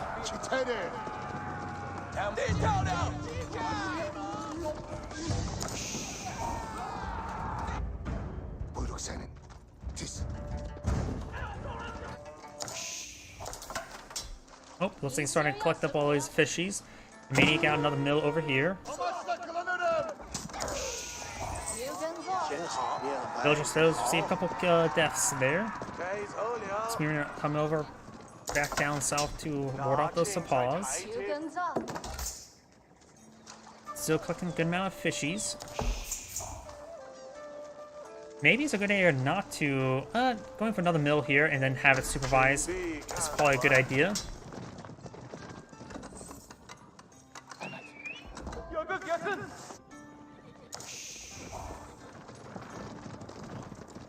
We got 11 sapaws here. We do have 9 spearmen here. That should be enough. And Zinch News getting some great damage there. A couple of the sapaws do go down. Remember, this is also shrubbery right there. You can see the shrubbery there, giving camouflage, reducing the vision range of all these forces, making it hard to engage. There's a good number of archers now being put on the field by the Ottoman player.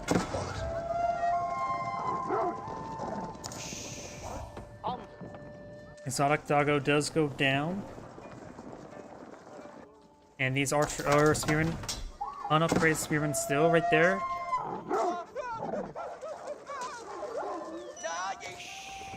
Sapaws getting warded away by these spearmen. And now he's going to advance him forward. There's a good amount of defense here. Does not have Cannoneer Slit, and now got Astronomical Clock Tower being deployed now. Pink is not going for Siege Engineers. Looks like he's not eyeing to go to the next age. He's going to try to end it now with battering rams. Astronomical Clock Tower could be useful in employing out some Nest of Bees. Suppose getting forced on back there. Pink Spearman does finally get cleaned on up there. It does spot this outpost does spot everything here. Now got the Orange Advance next age. He still has a much inferior military force there. He's not getting some Palace Guard, an excellent unit in this case. And Cannoneer does find a hit there. May want to get these guys inside the town center. Villagers need to be brought on back in the line. He's forcing these to start facing forward. He didn't close that gap in time with his bodies. Spearman now advancing forward. Maybe overrun those archers. Archers do take out a spearman there, and another spearman there. Cannoneer slits firing away. We got an outpost there. These villagers need to get back into these forces, garrisons. Counter-Texas get some arrows there onto these archers. No Cannoneer slit here.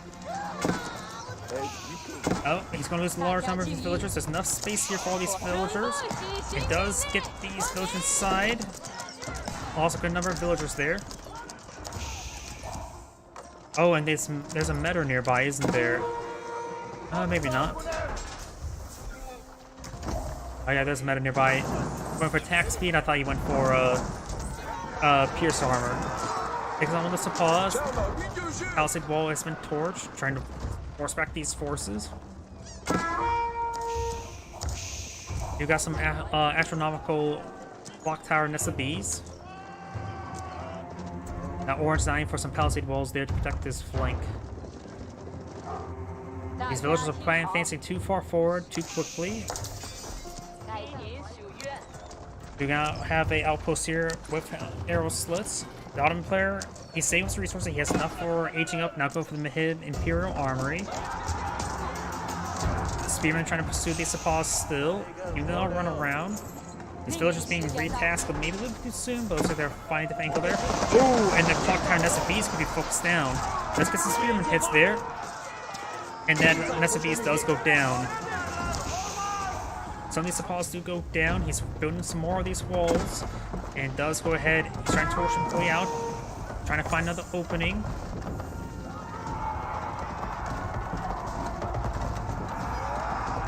Still trying to push on through. These villagers some of these villagers will be trapped on the wrong side. Yep, he may lose some of these villagers, but he will lose all these Sepoys in return. Most Sepoys do go down.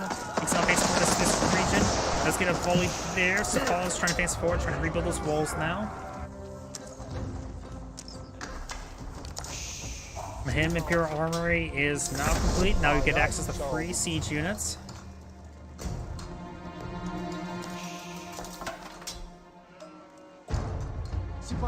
And actually going for spring golds first. Trying to deal with those Nest of Bees.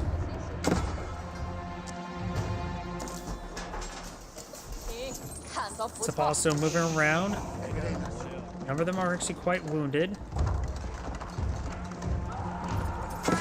Let's find some hits on these villagers. And now I've got the veteran Sepoy research. Another Sepoy, one Sepoy remains. Got these guys trying to push on it forward. Area's being cleaned on up. He at least has this back area secure for multiple farms and granaries. I got multiple clock tower Nest of Bees. There's now a clock tower with trebuchet on the build queue. Let's get a good volley there. Got a very, very good number of archers right there.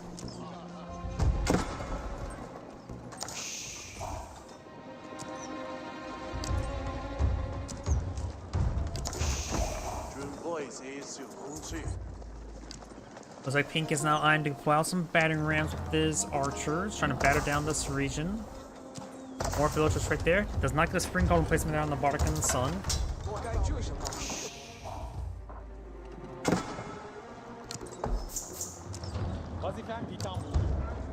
Orange has a good number of spearmen here. A couple Palace Guard. He's going for more Palace Guard. These archers currently right now, the veteran archers have only +1 damage, so right now they do 8 damage. The Palace Guard right now have only 3 pierce armor, so they still take quite a bit of damage from those archers. He could throw these units inside the garrison in order to keep them protected and fire extra arrows like that. That made it a bit better. Takes now adequate of all these fishies. A lot of fish in this region has been cleaning up, but remember, there's still other fish deposits up north and south. The central one's just the biggest one. And it looks like the Sapa and Metro will go down right there. I heard a relic being picked on up. Probably is orange. Let's switch over to Ottoman Empire. Let's see what he is deployed out over here. He has currently gotten the 8 landmarks. He got 8 Janissaries, military school, increased production, extra military school. So right now he has a maximum military academy production at the moment. Now Tree will go on down. Has a good number of these Lancers in the region as well. Experience will be very useful. Finds a massive volley onto those infantry forces. Does to go on the Nest of Bees. The next Nest of Bees does get a massive volley there. A lot of these forces are so wounded. If the Nest of Bees can get another volley in the group, he will not. He's going to see more Spring Guard fire. Needs to get inside the Bark in the Sun. Inside the town site is probably not going to be useful. Nest of Bees still trying to push on forward. Finds a good hit there. A lot of those forces are also wounded. Alright, Sun still firing away. Does have the Spring Gold replacement as well. A good idea to focus down that Spring Gold.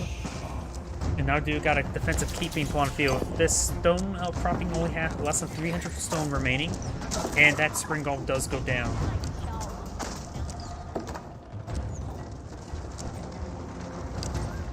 King Star has a massive force on the field, while Orange has a slight village advantage. A large number of them are currently idle. There they are. They're being retaxed onto the berries there. And no, that's going to go down. Right now, both sides have claimed one relic. Could have just used that gate there. He needs more wood for farms. He may need to go save up the wood, go for a mass granary push. He's trying to clean up this deer. He needs that food still. Right now, Orange economy is not looking all that great compared to what Pink has out on the field, and he is running out of food and running out of quickly. He's collecting up the rest of these berries now, and these berries and this deer is all he has remained before he needs to get out farms. He has no wood at the moment. I'm not sure where it's going. He may have put up some farms somewhere.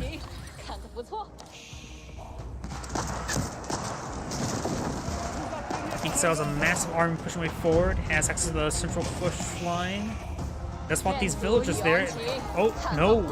Now he spots the villagers there. Got 2 Nest of Bees here. One of them still wounded. These villagers are backing on out. So just a large number of Sapaws there. He's having trouble dealing with this force. He can pass inside the Bark in the Sun. More spearmen pushing down south. Bark Nest of Bees has getting some good damage. All these forces are still wounded from the previous engagement. Sapaw still advancing forward. He does not have any defense in that region. He needs wood. There's some wood there. Claim it, and then build granaries and farms go along with the granaries. The stock of granaries. Thank you. I think that was a YouTube subscription. I apologize. I can't see YouTube subscriptions on my queue. Spearman trying to engage these Sapaws. Get some damage there. Let's get out another villager or a pure official there, and all these villagers will start going down.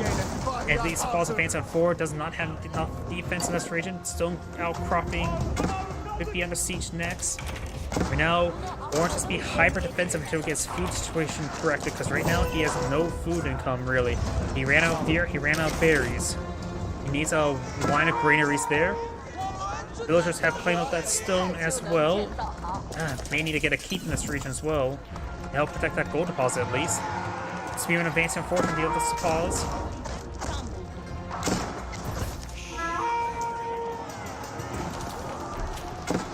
These villagers could try moving back down south. I'm not sure where they're going. He's trying to claim that stone deposit there. Right now, Orange has less villagers at the moment. And now it looks like he has the garrisonable siege weapons. Takes out some of Orange's spring golds now. He only has 1 defensive spring gold there, and now he has 0 defensive spring golds. That's either falling back with the palace guards. Sparta can summon Electric go down. Got the Janissaries now engaging these villagers. Spearmen trying to deal with these Sepaws and palace guard.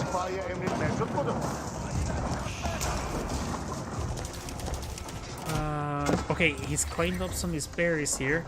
Going to keep there and try and claim up some of these fishies. Very nice. Though, I don't think he really... There's also an outpost here as well, and it looks like Pink's trying to try to claim Boulder. Both sides going to have villagers right next to each other. There's not going to be a whole lot of fish there. I don't think Chinese player is going to win this game at the current rate. He simply cannot maintain the food income. Not unless he has less villagers, and you simply cannot have less villagers than Ottomans because they can make do with less. You cannot. And about these fish, there's actually some good fish spots. There's apparently one somewhere around here. I don't see.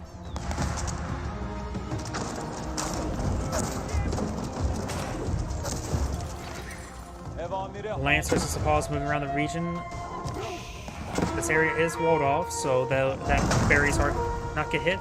Do now have the Barbarians sort of go on down. Now you need to get these villagers inside the keep. Not enough room for everybody. So let's get these two drew the short straw. Or the short right piece. This one is going to try to run to this tower.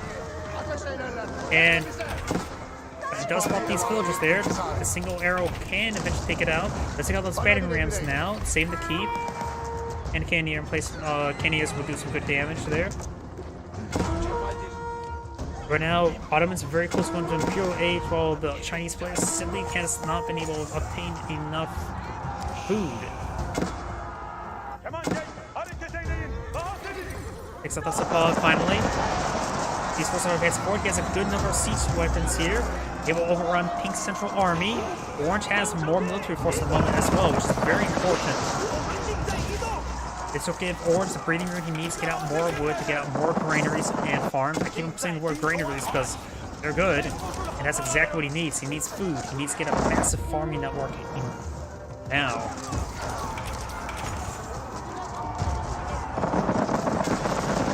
A lot of Pink's forces being pinged on up, getting overran. So got some Lancers here, may take out some of these villagers.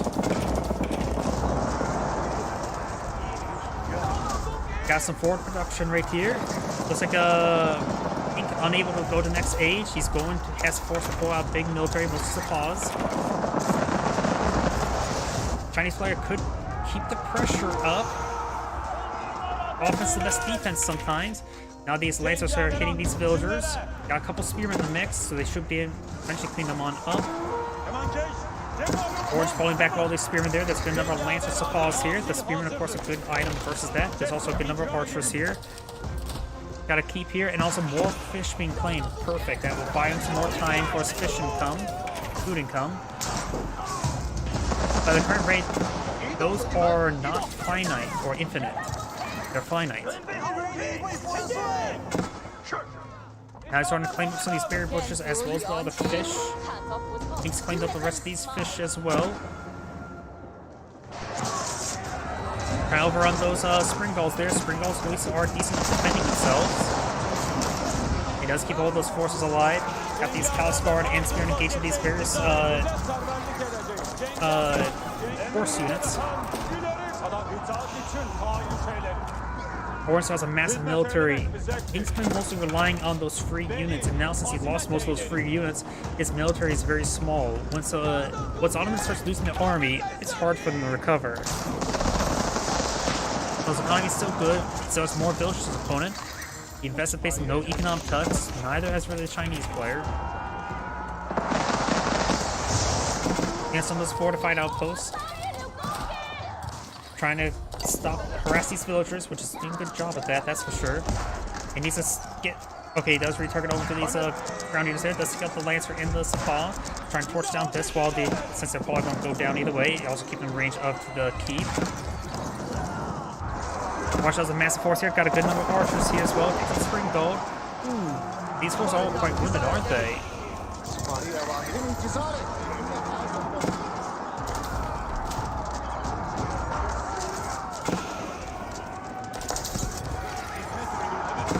Archer's only good if he can spearman. They maintain the range from spearmen. But right now they're doing a good job of overrunning those archers. But now we've got spring balls gained for this bees. Finds a good volley there on those archers. So some fish here. Let's just playing with these berry bush.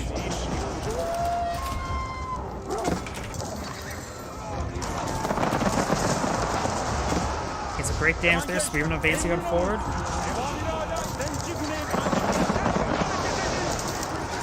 Good damage there. Some of the spring balls started going down. Orange now soft retreating away. Pink has held on with his army. Orange has a much smaller army now. Snake falling back, getting some regrouping. I don't see any granaries just yet over here, and they're putting a lot of emphasis on that because he does need it. Relic has been played, but been picked up by Pink. Let's see what other. What's we call it here? Imperial Council stuff. Oh! Villagers run. Does get some of those villagers there. Now he's going to try to rebuild this keep. Continue building that keep. We got a lot of. What's we call it? Keeps all the play on the map for Orange, which is good. That way his opponent can't really move around all too much, on the flanks at least.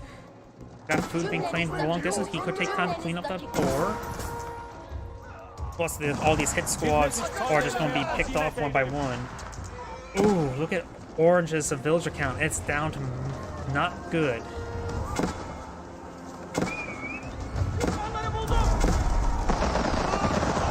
Spearman advancing forward with some crossbows and archer, Zinchenus and Nyx. Let's get some great damage there. Got these forces advancing on north.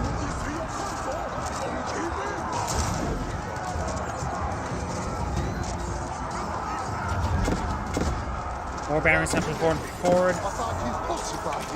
You got a Meteor in this region, right now increasing their attack speed.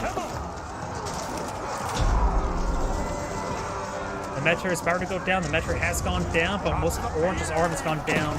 Both their military is down to the minimum. Yes, we does need granaries.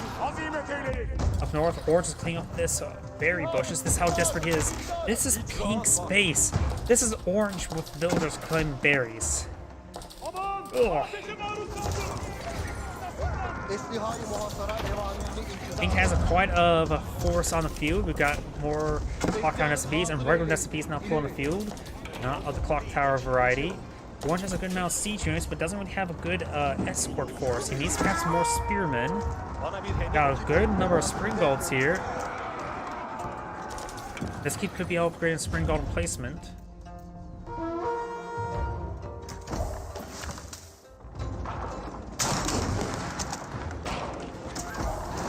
SCPs do siege damage, so they can do the full damage versus these battering rams, getting some great damage on those battering rams. He's hold that line, that's good choke point right there. Nope, he does not hold a choke. These ground forces need to hit those cavalry. SCPs could fire a volley onto these forces, trying to get the spring bells there. One of Peak's spring bells does go down. Finds a volley in the Sapaws, getting some great damage on the cavalry, annihilating them. But I've got a good number of battering rams here. Got the cavalry now hitting the villagers. Orange can't keep those any more villagers. Trying to grab the keep now. While this battering rams start to go down. Getting some good hits down to the cavalry. All the cavalry does go down. There's a villagers safe right now, but some more battering rams pushing way forward. Hitting these battering rams. It looks like he's out of stone.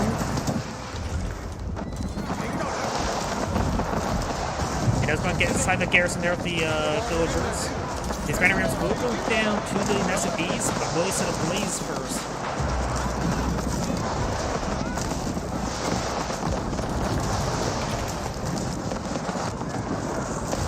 May need to buy a bit of stone. Now the keep set ablaze. These villagers does get inside the keep there. SCPs find some good volleys there. Orange has no military bar in these siege units at the moment. I think it's at the end of Orange.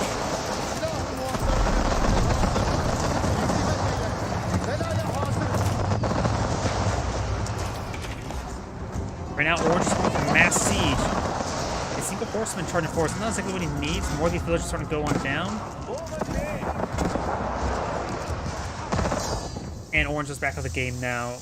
This anchor is saying, thank you for watching, and on to the next replay.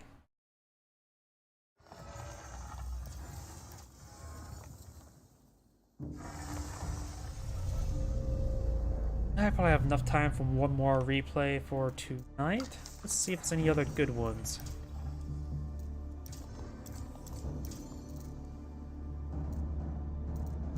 Let's see.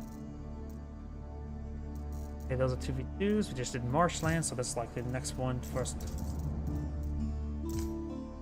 And looks like there's no more replays of you for him.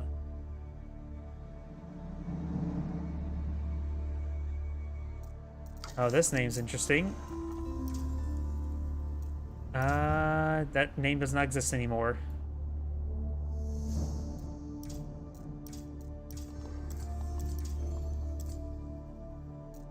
So you got some 2v2s, a lot of customs. Or 4. Let's see if this one's any good. Not long enough. Let's try this foreign name. Hidden snake emoji. I don't think I copy and paste that over.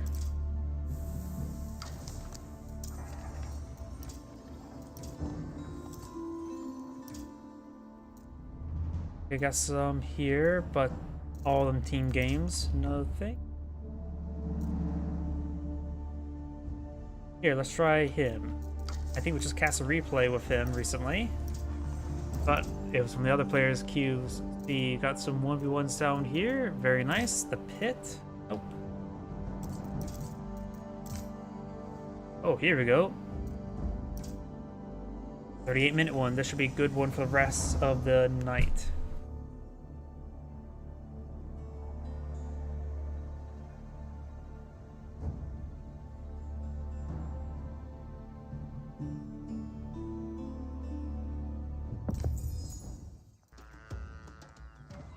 Greetings everyone, and Great here with another HMR's 4 replay. Small on top right side is the Yellow Malians, where as Mongol. From bottom left side is the Blue English, with Louis MT. Let's see now. Malians versus English. The Malians Corfax has access to a lot of free resources in form of gold and camels. English, they have access to longbowmen and of course earlier man-at-arms. Musafadi Warriors, the anti-armor specialist, is a Castle Age unit, not a Feudal Age unit, so early man-at-arms, as well as potentially Vanguard man-at-arms, but early man-at-arms should be very good. Veteran Sofa is posed the biggest threat to the English player, but of course Spearmen are very useful against them, as well as First Warrior Scouts. They're fast, mobile, and very hard to pin down. So plus there's also Longbowmen could also mention, in which there's a lot of stuff those longbowmen can do. Even versus the sofas, they can do some pack-a-punch. So maybe getting out a large number of longbowmen with an escort of spearmen and man-at-arms is probably a good combination. Montecore now has been built with a mining pit there. This will provide him an excellent amount of free gold income.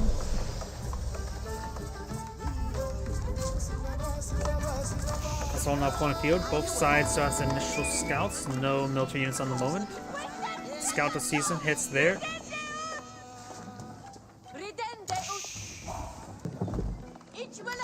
Got an archer range there. Yeah, that's about the archer range, so he may get an idea. He's probably going to go for javelin throwers. He's probably going for javelin throwers to engage the longbowmen that he's knows he's going to be fighting against. Javelin throwers, they have like 3 inherent pierce armor, if I remember correctly. I don't remember exact amount.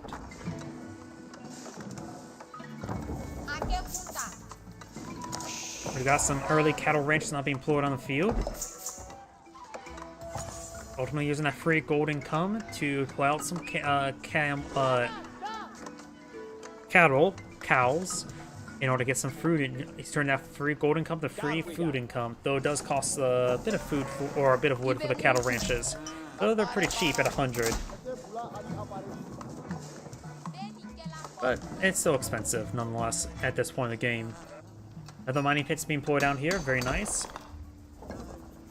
And now do have a javelin thrower on the field. Javelin thrower, they do have 3 inherent pierce armor. The attack speed's not that great, but do get bonus damage versus range.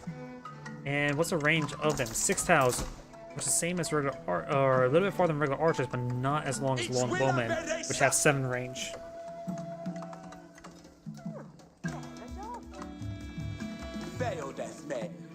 Over here, we do now have the scout scouting around.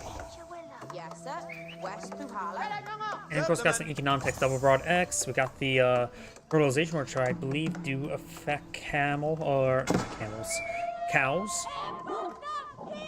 It says for villagers, but I'm pretty sure it does affect cows in the recent patch. Exotic Doggo, being a bad boy, gets put down. Scout moving around.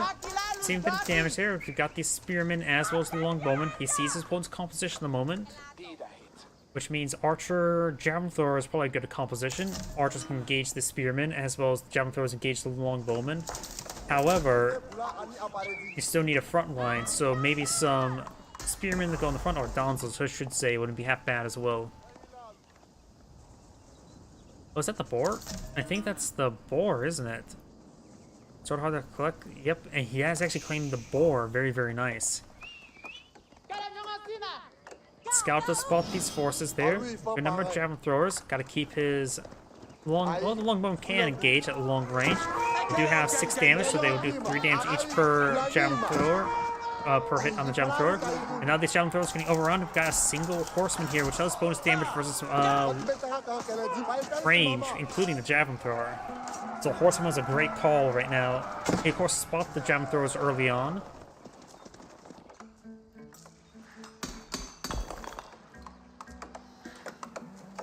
We got one cattle farm out in the field, or cattle ranch. There's actually a 4th cow in there trying to be with his buddies. Let's get some damage on the horsemen. Horsemen do have inherent pierce armor, so those javelins will do 6 damage each. I've got a stable here. Going for out some sofa wouldn't be half bad.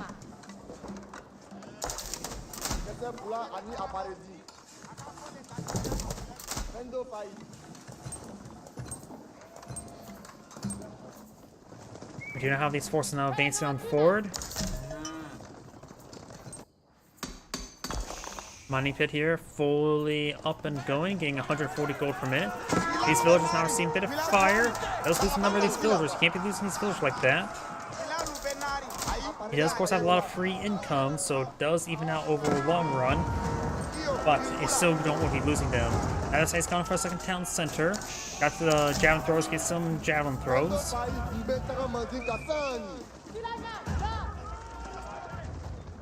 You may find this mining camp. These houses do, of course, have less health than normal houses by 50%. But, of course, they can still be very resilient. And holding back his opponent as he slowly starts torching down this region. Run straight for the mining pit. It's going to take a bit of time to destroy everything here, that's for sure. Let's get a good volley onto that scout. And now got some Donzo now pulled on the field. Donzo do have inherent melee armor as well.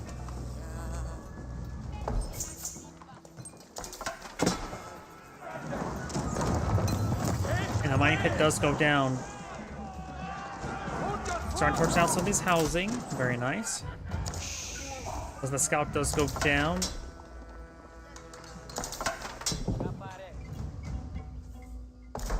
Got another. Looks like he's going to rebuild a pit mine over here this time.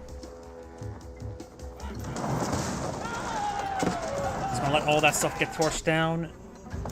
He'll stall out his opponent until he gets more military units on the field. Right now he has 31 units versus 24. 25 now. So slowly going on down. Donzo's good. I do think he needs to get mixed in some regular archers, help engage his opponent's spearmen. A couple of them won't hurt.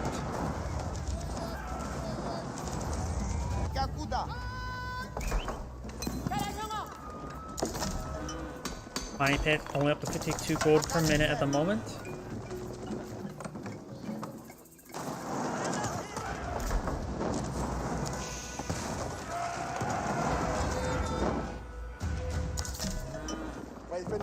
Let's see how many cows are up and going. Because looks like based on his positioning there, he's going to go for the corral, the age 3 landmark, which I think it was something called like Grand something Corral. And all of that mining pit structure has finally fully gone down. Right now it's 38 to 32. Granted, blue still has some reinforcements to come across the map. Jam throwers are a good counter.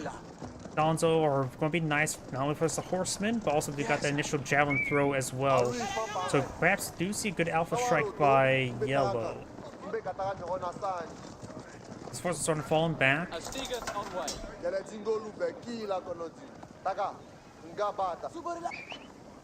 Scout here, not upgrade the warrior scout just yet. Got blue scout here, spotting each other. Does potentially spot yellow's force right there. Right now the military is 32 to 42. Got a good number of horsemen now pulling on the field. Now I've got some Sofa being pulled on out as well. One Sofa's in this region, or no, that's just a scout. And does take out one of those Donzo there. Right, Spear Brace does come forward for a moment. And a lot of the Spearmen, blue's front line's holding. Didn't hit any of these backline archers. That's why I say yellow needs to get some more regular archers in this mix to hit these Spearmen. So right now, the Spearman is holding back his opponent, his javelin throwers from hitting those long bowmen. And now he's going to get overran, getting some damage right there. The long bowmen being forced on a little bit back. They don't have the combat speed blitz. Spearman pushing too far forward. Some of these Spearmen started going down. Javelin throwers getting some good hits there on these horsemen. Donzo needs to advance on forward. These Donzo could just be a move forward while the javelin throwers being micro to hit these long bowmen. Longbowman getting some great damage there. Yellow has less military now than his opponent. But overall, I think it was a relatively even trade.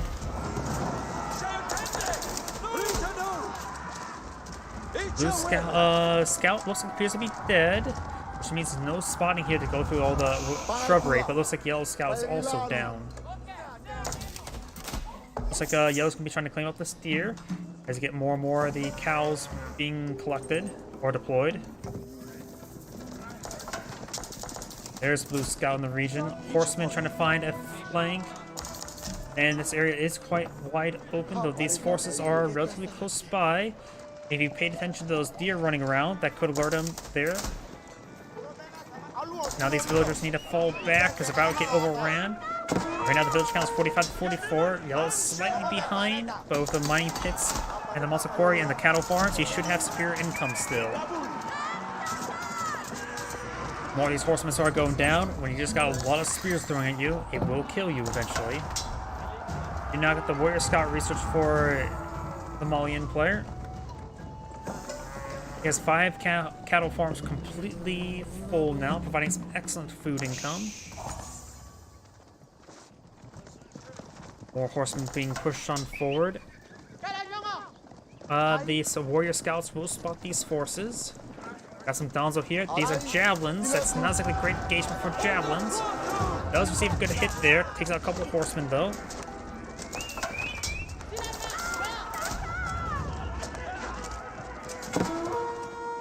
Over here, got these horsemen trying to torch down some of these cattle ranches. They don't need to torch them down. They just need to tip over the cows.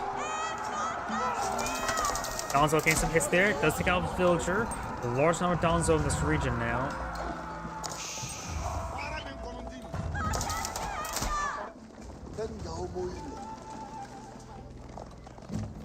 Those horsemen now trying to push way back up north. There's nothing over here that poses a threat to raid or anything of that sort. More cows being put on the field, but unable to get them garrisoned because they're all full at the moment. Spear, javelin throws, just get some good damage there. Take a number of those forces. Another volley of javelin throws there. Spearmen are charging forward. Does stutter step away. They do have a long wind-up time, so they're not such a good stutter step unit. But their cooldown time, the wind down time is not that bad. It's a volley there. There's no warrior scout in this region, and I don't think blue has a scout in this region either. So it's going to be blind for both sides. They're just mentioned before, Spearman does get a great spear brace there. Javelin throw gave some damage on the various Spearman forces. Up north, we do have these horsemen finding another engagement forward. I'm not sure that must have this group that was up here. They rolled around, got over here once again. Oh well, that central damage was good, but now these horsemen gained some great damage on those villagers. So these cattle ranches built. He needs to get rid of that house there. Perfect, as he's going to need that for his Castle Age landmark.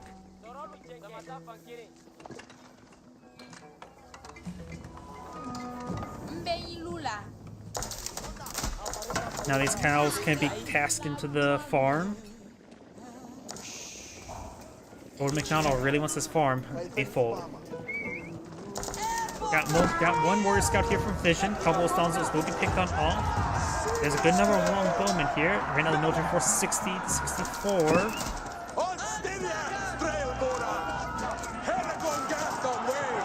That's good damage on these forces. Down throws his final volley there, taking out some of these forces. Right now the count is still just being skirmishing level. Let's take out that javelin thrower now. I got these horsemen trying to torch down some of this housing. He has plenty of population space, so losing a house or two is not going to be a big deal. And they're cheap as well. Let's get some good hits there. Horseman gets annihilated by the Donzo javelin throw. As well the javelin throws. What type of throws are called? Just javelin throw, yep. Donzo advancing forward, Spearman engaging away. We got the javelin throwers hitting those longbowmen. The longbowmen being whittled down, but of course got the network of castles now activated. Overall, looks like Yale's doing a better job with this micro. Very, very nice. Donzo, of course, inherently stronger than regular Spearman. They do have one melee armor. 90 max health for a Spearman. Donzo has this javelin thrower. Where's a Donzo? They have 100 base health as well as more armor. But currently, right now, we've got one armor, one attack for each of English. And right now, the Malian player only has pierce damage and pierce armor. No melee damage or melee armor. So the Spearman and the Donzo are relatively equal footing, just 10 health difference primarily. See, their attack is 8. Spearman attack is 9. They're probably even at this point in time. Based on research, of course, Donzos are slightly more expensive. We got more Dons on the build queue. And right now, Blue's only eyeing for a couple more Spearmen, not pulling out more military force, while Yellow has a massive military force. Blue has no golden gun and has no gold reserve. He does have this gold mine here. He may want to get that going. He's not going to get... Both sides maybe not eyeing for Castle Age whatsoever, I guess. Got these horsemen advancing forward. Finds a kill down on some of these villagers. Very good. Blue's been doing a good job whittling away his opponent's villagers. Blue's trying to lose some of this housing. Does get the towns to the garrison. Firing away. Very, very nice. Has 8 range. Primary bow does 9 times 2 versus the extra arrows is 7 times 15. We got some defensive Donzo here.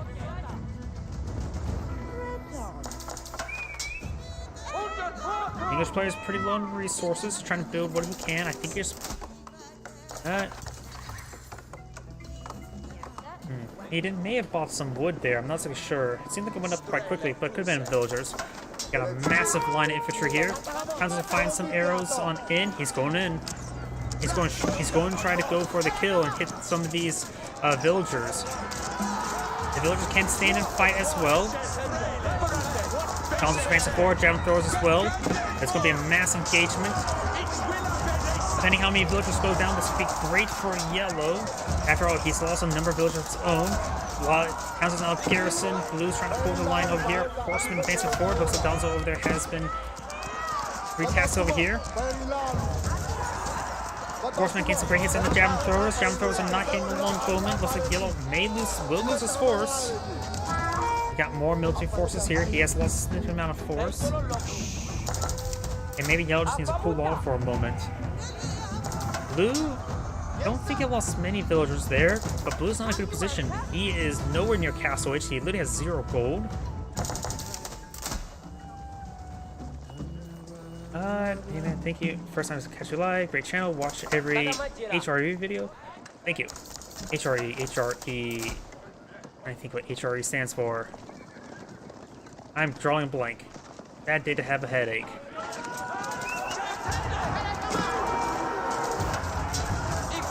It's great damage there on those forces. Got these archers engaging. Javelin throwers getting some good hits there onto these long bowmen. Donzo trying to ward away the spearmen and the horsemen. Now got hack armor and hack damage being split up on the mullions to make his Donzo better compared to the spearmen. That has been evened out now. Oh, look like these horsemen still going around. Let's see, how many cattle? There's 18 cows inside there. Holy Roman Empire, got it. Sorry. I was thinking, I also cast a lot of other games, so I was trying to think of which game you're referring to in the first place. Not necessarily, Age of Empires 4. And also those villagers do get shanked. Not villagers, horsemen.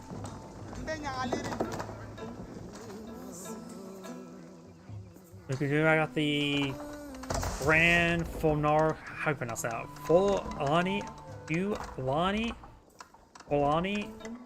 Corral.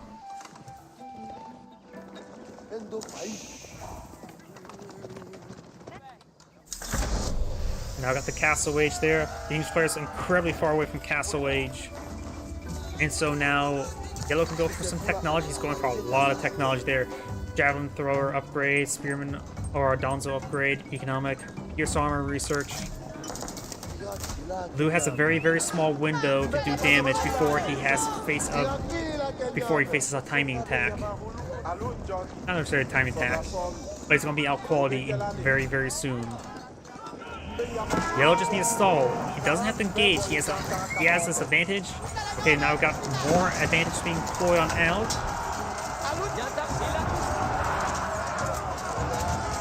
Donzo getting some good damage on Ant going online. Spearman engaging Donzo. Javelin throwers engaging everything. He's mushrooms hitting the longbowmen targeting. Got his forces now engaging. Spearman pushing way forward. Yellow has a small military force, but he now has higher quality. It's going to be a fair victory. Even if Yellow loses his army, all he needs to do is stall out, get more reinforcements, and he should be able to force back Blue. Blue's playing more longbowmen and more horsemen. As well as another scout, he needs a scout for spotting. He's trying to go up on an outpost here. I think Yellow will hold. Javelin throwers are hitting mostly spearmen forces. They cancel the outpost there, he needs to fall back. Quality is now starting to reign out supreme, and now he has larger military force.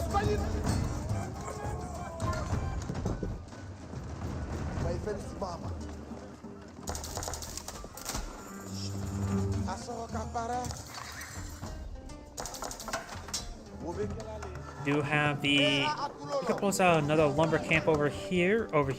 Lumber camp's nice up and forward. We got some farms over here, as well as an outpost in the region. He's keeping these guys in groups of 5. It's not bad, but does cost a little bit more on wood.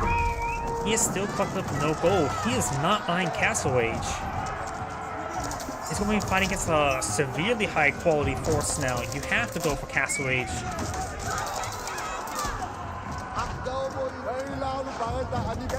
It's great hits there. Javelin throwers pushing forward. It's just an army of javelin throwers. Able to focus on these horsemen one at a time, looks like. But now the horsemen charging forward. At this point in time, he just needs more horsemen, more archers. Now got a line of Veteran Donzo and now Hugo Sofa. Veteran Sofa will be very effective in this engagement. He's one has 7 armor. Sofa right now only has, I think, 5. And there's input armor. That'll give up the. That should get him up to 7 pierce armor, making these longbows do 1 damage each. At this one time, he needs crossbows and knights. He needs. Okay, now he's starting to get gold collected. Very good.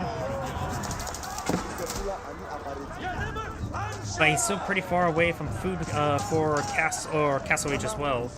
Now some of these relics being claimed. Very good. Right now, Yellow's not really maxing out too well. He has plenty of wood. He may want to get out some farms now. There's a good number of cattle farms here. You can start transitioning to farms in order to get maximized cows. Get those doggies rolling.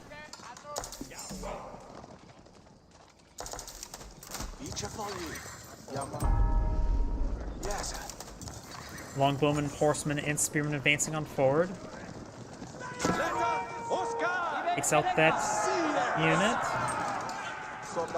Blue does have a larger force at the moment, but the quality is still lacking. As spear braced there by the Donzo, horseman being funneled into a choke point.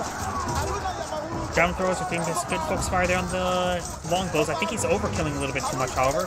And now I do got this monk here. Go for conversion. Now he may grab himself some horsemen. He does avoid it, does throw some arrows there. Of course, does allow his horsemen to be annihilated by these crown forces because he spent so long dodging. It allowed his other force to clean them up. One powerful technique used in Couple Heroes 2 is throw a grenade and make the force the reaction there to get a good amount of kills for rifle fire. So if it's advancing on forward, getting some good hits there onto the villagers there, and now the villager count's starting to be even out, but Yellow still has an inferior number of villagers, but he does have superior economy right now with the mining pits as well as the cattle farms.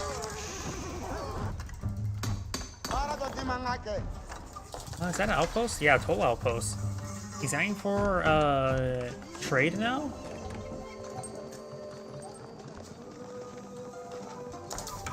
Horseman now trying to advance around. The English player now has enough gold to age up. You may want to get these guys off the gold mine and into the farms. Does pick up that relic there. Very nice. Right now, Yellow has 2 relics claimed. 1 relic picked up. This relic can still be claimed. These villagers may want to get inside that total outpost relatively soon.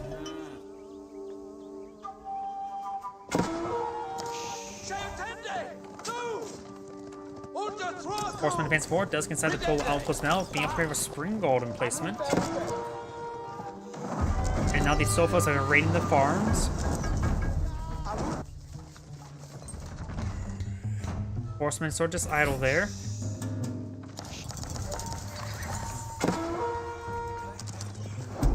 Get some good hits there.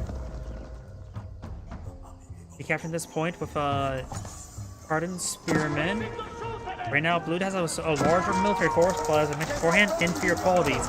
His veteran so far has 6-7 armor, so they can withstand quite a bit of abuse, especially from this longbowman. Now I've got some regular archers in the mix, very good. That'd be useful versus spearmen. He mostly needs more veteran Donzo. Horseman overwhelming this force right now, getting some good hits there. Now Horseman will be driving back. That does give Blue some breathing room. That's a lot of spearmen there. And there is the King's Palace. I'm going to get out some more villagers. At this point in time, seeing how defensive he has been on them recently, it may have been a good idea to go over White Tower in this region. These villagers have been poked down there. Very nice. There's a Spring Gold placement here to help whittle down these horsemen. And now some extra arrows.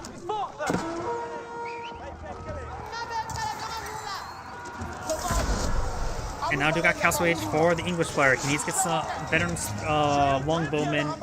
He needs to get all the upgrades, to say the least. He also needs a bit more food. The villager count is quite similar, but thanks to King's Palace, he should actually start pulling ahead.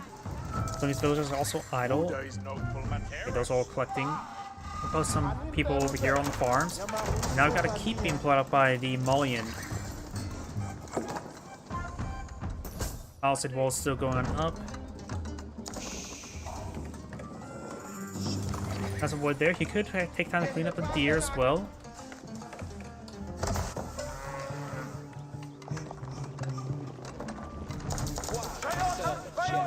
Each one of these cattle farms providing 109 per minute, which is pretty good.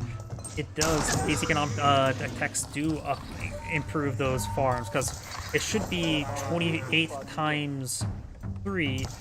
Since it's up to 109, I believe it does get affected by the economic tax. And I don't believe the plus 20 food per cattle is actually displayed on that. It's displayed on the entity itself. So for some obviously a bit of damage there. These sofas are moving around. He has a good number of sofas on the field. The sofa king, if you will. And now some of these sofas are starting going down.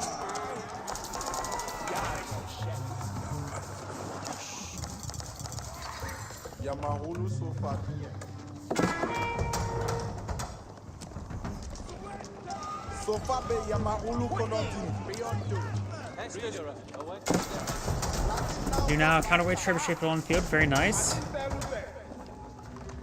Huh. The Mauling Keep doesn't have any unique technologies in it, like most civilizations. It's supposed to have a lot of unique units and a lot of unique aspects. Can't have unique on everything else. Outpost does go down. That does deny the castle network. The castle network over here probably extends out to about here-ish. Going for another outpost here, trying to get more of the network of castles.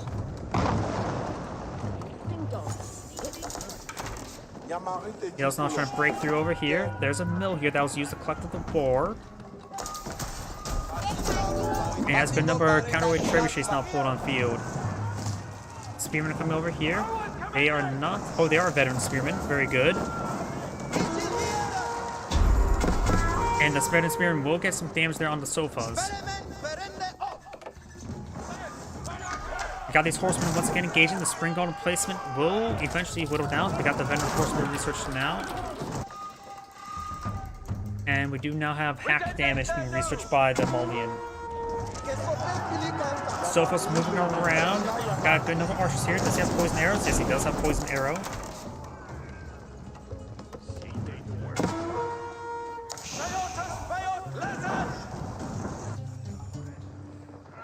But he also got a single man at arms right here. Sofos could make a breach over here. They don't realize the spearmen had pushed on forward over in this region. Cancel the outposts now. The Mauling player still has less villagers, and now with the King Palace, he will maintain having less villagers. But of course, he still has all this free income. He has all 20 cows and an extra cattle farm. Garatavara not being put on the field. Which does what again? Oh yeah, that's the festival one. Overall look at it, doesn't seem like it is that great. 30 seconds of rituals of like plus like overall look at it, I don't think it's all that great. The other one may be a bit better. Though in practice maybe since I don't use it, can't really see how strong it is. Sort of the same way I have put a lot of value in, say, the improved con arrows, where 12 seconds duration of the singling arrows do extra work, and most people don't get them. Ooh, Spearman getting some great damage there. Imperial Age now from Maulians.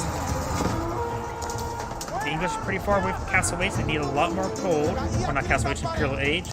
So I may see another quality benefit for the Maulian player. Spearman getting annihilated. Got a lot of horsemen here. Not pushing way forward. Got a good number of spearmen here. Tribunary is pushing way forward, trying to get some siege work done. Has some, looks like some mangonels here. Looks like this group of villagers will go down. Yellow can't be losing villagers like that. He does need all these villagers. They do get poked to death. Now got the Sofos engaging the horsemen. He's going for the elite Sofa research. And now got these archers. Poison arrows will do some good damage for these forces. And now, oh, the English player just got Imperial Age as well. Wasn't paying attention to that. And we got the Berkshire Castle. He's went for that on a very defensive region. You want to make sure his farming line stays nice and secure. As much as I'll say, if you're going to pull it that far back, go to the Weingard Palace, but I understand him being defensive. Right now, he's not in a great position. Oh! And his position, what remained, has crumbled. He has still this massive force here. He could try assaulting this region, but he's going to try and engage his back line that's still keep here. Council Hall now seems fired. He also upgraded the arrow volley there. He can increase reload rate or reduce reload rate. Spearman advancing forward. There's a lot of archers in this region. Some of these guys being passed around. Sophos advancing forward. Spearman can get some great damage to the Sophos, but the Archers, of course, counter to the Spearman. Gets a good number of Mangonels here. Yellow has a great siege line there. Blue doesn't have large enough military at the moment. And some more horsemen. Spearman being disintegrated. He needs more production of everything. He's going for the elite horseman right now. And you stand to get some more longbowmen as well.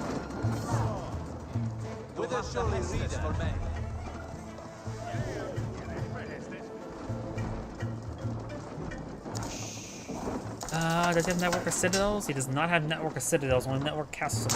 Got some crossbowmen here as well. Got more spearmen being put on the field. Got a good number of javelin throwers. Now got the network of castles now activated. Berkshire Castle now firing away. There's quite a great defensive position for him. And loading up more units in the back of it will provide some more there. Ian's going to try to forward first. Great volley there by the Mangonels. Berkshire Castle is a great defensive position right there, but pretty far back. These villagers getting annihilated. Lumber camp right there goes down. Minor loss. Got a good number of archers here. Definitely needs more horsemen, that's for sure. Mangonels got a even bombard here. Sophos raiding around. Who doesn't have a large military at the moment.